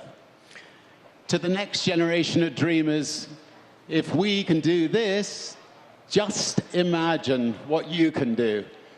And I look forward to you all following your dreams and doing wonderful things. Maybe not quite building spaceships, but I'm sure there's something even more special one day. So to all kids out there, best with it. So this is meant to be a press conference. I won't talk too long, and also a kids conference. So if any kids or press have got questions to ask us, we'd be delighted to answer. But and I'll leave you to do the comparing. Thank you, Ilana. Thank you, Richard. So first question down the front. Irene, you were at the starting blocks. Hang on, you can have my mic. Thanks so much. Congratulations, all of you. Irene Klotz with Aviation Week. A couple questions. One is what the condition of the spaceship is upon return. Is there anything that needs to be addressed before it flies again? And from your 2 hours that you've had to distill, is there anything that you would want to do different for customer experiences? Thanks. Hello. I'll answer the second part of that question. I've started many sort of entrepreneurial or created many entrepreneurial things in my lifetime, whether it's airlines or cruise lines or train companies. And every time we start a new company, I will immerse myself and experience it. And I will have a notebook. And this is something you kids should think about. I'll have a notebook. And the last week, I've had my notebook with me. And I've written down 30 or 40 little things that will make the next experience for the next person who goes to space with us that much better. And the only way sometimes you can find these little things is to get in a spaceship and go to space and experience it. But having said that, 99.99% was beyond my wildest dreams. I mean, it's impossible to describe. Well, I should try, but I mean, what it's like, going from 0 to 3 Mach in 7 or 8 seconds, and then, as you go into space, it's just the views are breathtaking. I mean, there's no question we are so lucky to have this planet that we all live on, and that's what Virgin Orbit, our other space company that had a tremendous success last week, and Virgin Galactic. We've got to all be doing everything we can to help this incredible planet we live on. I will devote the rest of my life doing that, and I think other people who go to space with us will devote the rest of their lives doing that. There are so many young engineers who've worked at Virgin Orbit and worked at Virgin Galactic. Some of them very young, just on secondment, who then had got full-time jobs. So the 17 years of creating this has created so many incredible engineers and new jobs, and that's the other wonderful, exciting thing about this. It's too soon to, before they do the next flight, they'll obviously examine the craft and in meticulous detail, but there was nothing. I think Dave Mackay could answer that question. Yeah, actually, Dave, I can take that one. Okay. So I'm Mike Moses, president of Space Missions and Safety Irene, so I can take that one. Everything looks perfect in real time. We've looked at the data. We've done our quick engineering walk around. Normally, we take it in the hangar to do that, but the quick walk around on the ramp is perfect. The ship looks pristine. no issues whatsoever. We obviously had some trouble with the transmission. We wanted to get the interior cameras live downlink to the ground, and they just kept cutting in and out, so we think we have some antenna blockage that we can work on, but that's the only actual real issue that we're tracking right now on the ship. As Richard said, we'll take our time, do all the detailed inspections, and then we'll figure out when we're ready to go again. But the ship looked perfect. Yeah, I mean, the nice thing about everything was filmed on board, and that we'll be able to put out later today. So it wasn't as if we'd lost anything. And if people want to see more, I'm sure our team will be offering it. I definitely want to see the tapes. So, I mean, it's so strange. You know, you're suddenly, I said my words back to kids down here, unbuckled, and the next moment, I see 3 people floating below me. Just look out of the window and just, it's just, I'm never going to be able to do it justice. It's indescribably beautiful. Yeah, anyway. Thanks, Richard. So I think we have a question at the back here. G'day, Sir Richard. Just a quick question. You exude such confidence. Is there even just a small part of you feeling perhaps an intense relief that it all went to plan today? Look, we have nearly 1,000 of the best engineers in the world, and including, I mean, some of these, the Sharisha. What's your some astrophysics? I mean, these are astounding. I'm an aeronautical engineer, not an astrophysicist. Anyway, I mean, I left school at 15, so being with all these people. Look, obviously, every flight, people are learning more and more and more for the next flight, and the only thing I was worried about was some tiny little something that would get in the way. It's sort of like stop us going into space because of something tiny. Now, after 17 years, the team is so meticulous that, X-raying every single bit of the craft and so on, that I have no concerns on that count. But anyway, we're celebrating yet another incredibly successful flight into space today. Thank you. Great. Oh, I am just going to go over here, and then I promise I'm coming back here. Let me just give you a mic over.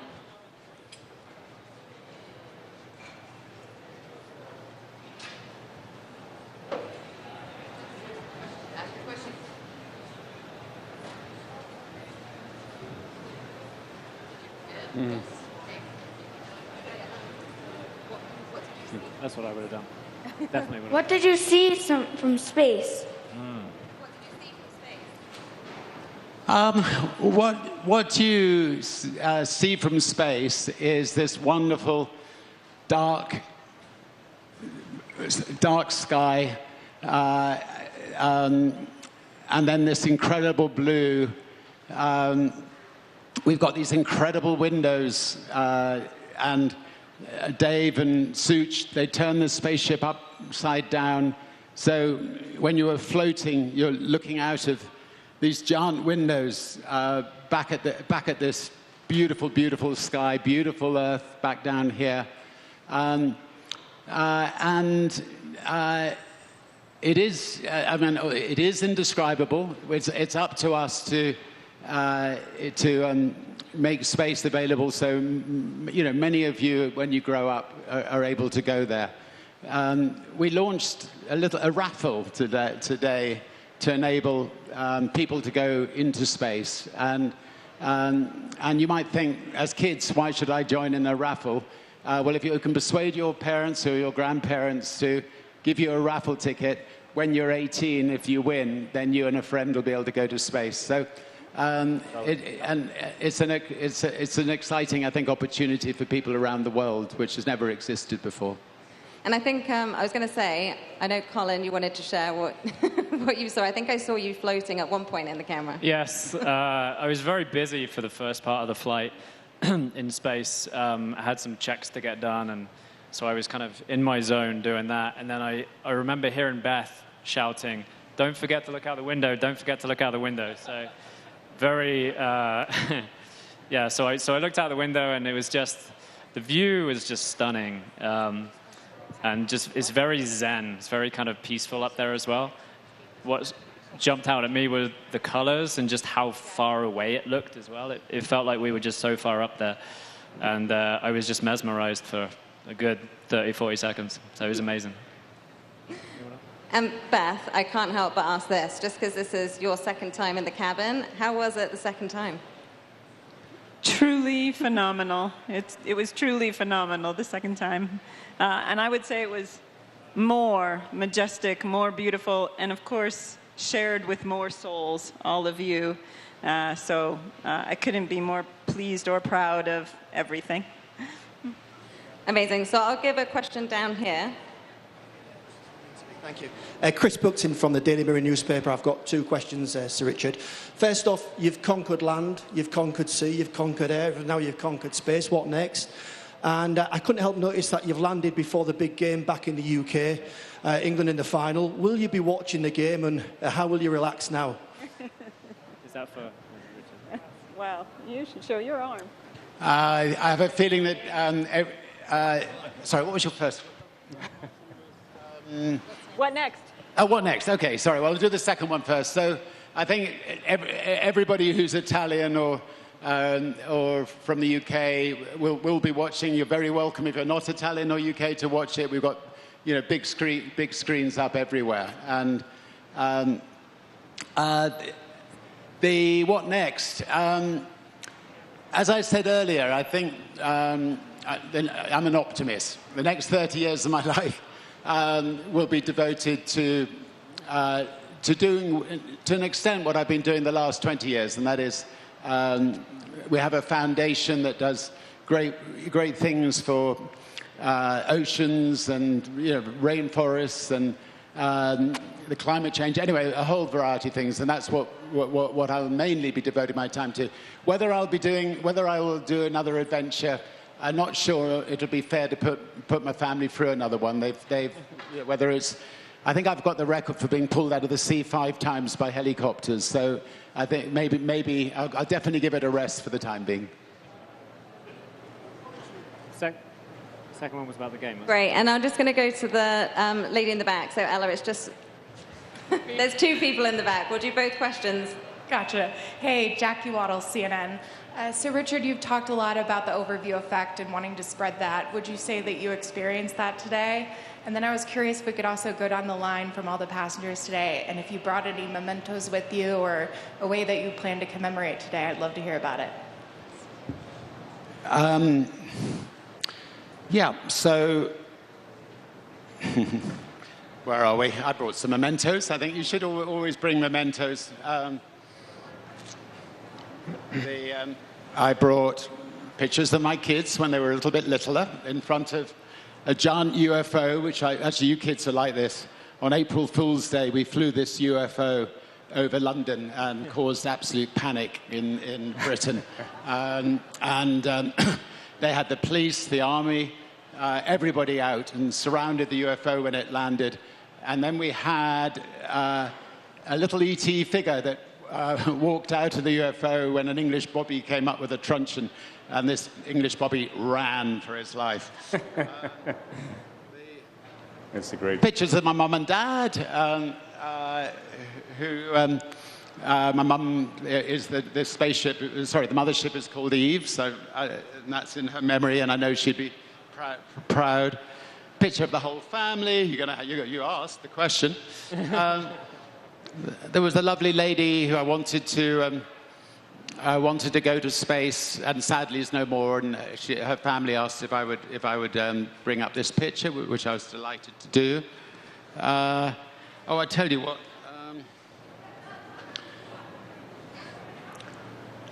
Somebody else asked me if I could bring up a picture of them. It was a bit heavy, so I brought up his head.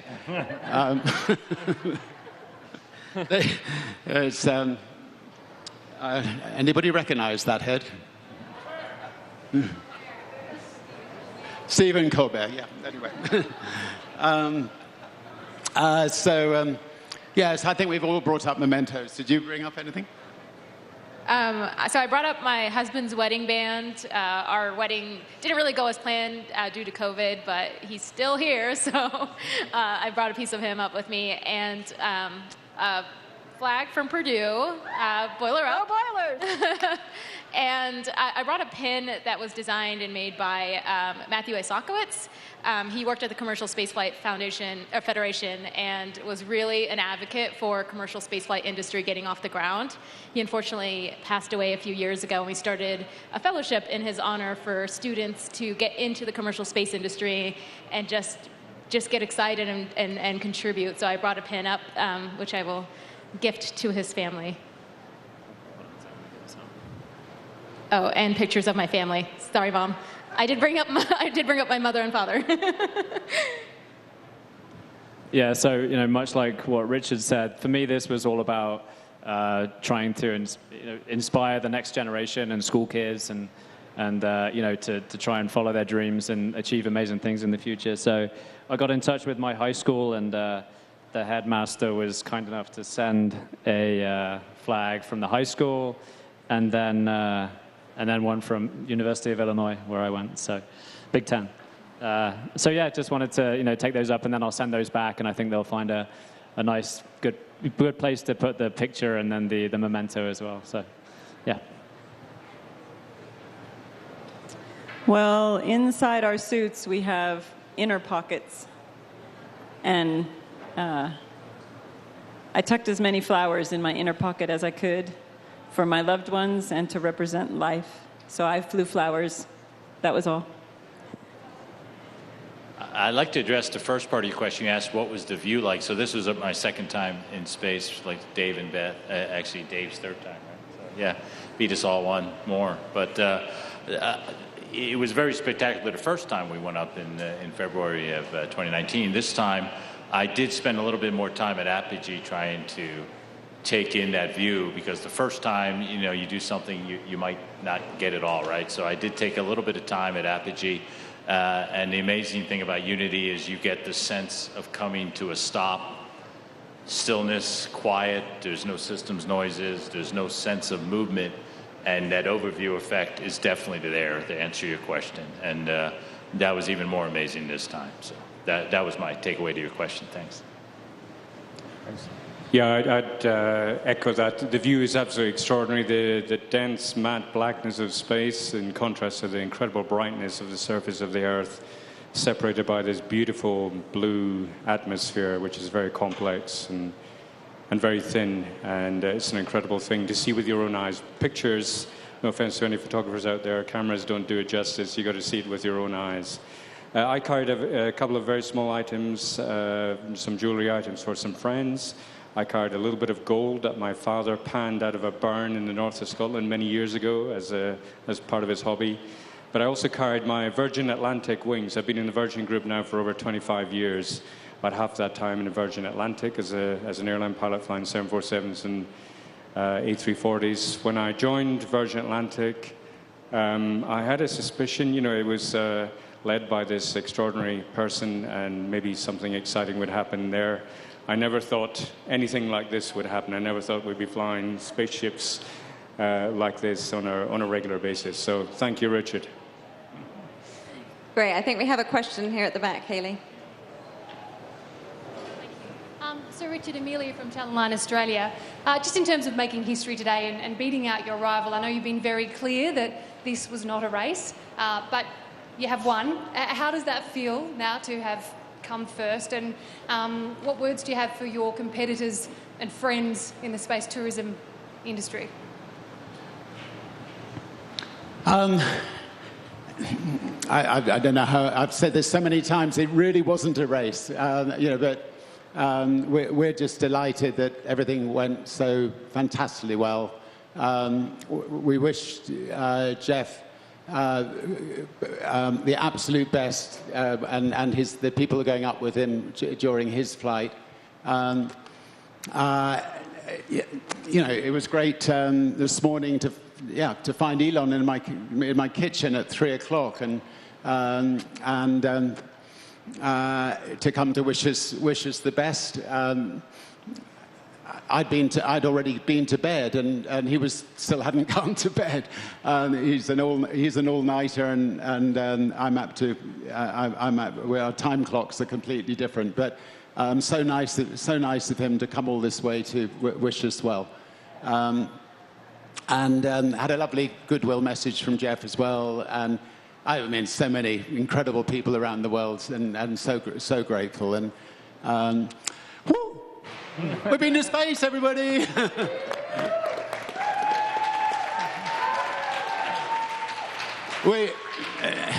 I'm definitely still up there. We're going to come down with a big thump soon. Anyway, it's so thrilling when a sort of lifetime's dream comes true.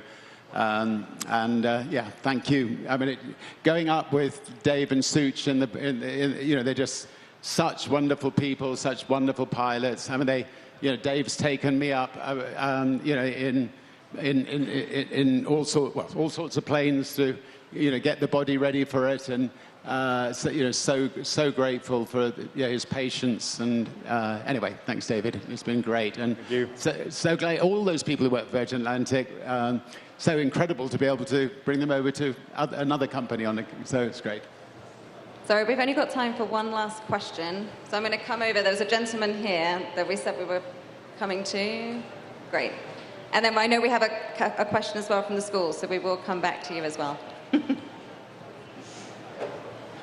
A quick question for Ms. Bandla. I'm Julio Chavez from Reuters. We've spoken with your family before the flight. They were very excited, very proud of you. Have you gotten the chance to speak with your family after you've landed? What did they say? They were just so incredibly excited. They've heard me say I want to go to space since I was little. I should say younger, because I'm still little. But yeah, they're just so proud, and they've been there and supported me. So they were just excited. My dad hugged me so hard when I got here, like my sunglasses shattered, actually. So it was just a big embrace, and yeah, I couldn't be happier, and I can't thank them more for their support. Great. My 3-year-old granddaughter just was pointing up, Papa gone to the moon, Papa gone to the moon. I'm not going to disillusion her, but anyway, so sweet, adorable. Okay, we're going to do one more question, and I'm just down here on the floor. I'm going to hand you the microphone, okay? Did you guys see any planets in space? We apart from looking back at our beautiful Earth, we saw a number of different aliens out there. One of them hitched a lift on the top of the spaceship. Before we came back into the Earth's atmosphere, it rattles a lot as you come back into the Earth's atmosphere. And I think you managed to throw them off, didn't you, Dave? I did, yes. Yeah. I didn't So we left the alien up there, but maybe next time we'll open the door and we'll bring them back here. My grandkids haven't seen E.T. yet, and I'm looking forward to showing it to them next week. So, who's seen E.T.? Isn't it a wonderful film? Anyway. Great. Well, I think that is all we have time for. And I know there are lots more questions that we haven't gotten to, but please do go to the press team that are here. We will get answers to your questions. We're here to help. And I just want to thank all of you once again for being here. And, of course, thanking our wonderful crew. Thank you. Thank you. Thanks, everybody. And you have been listening.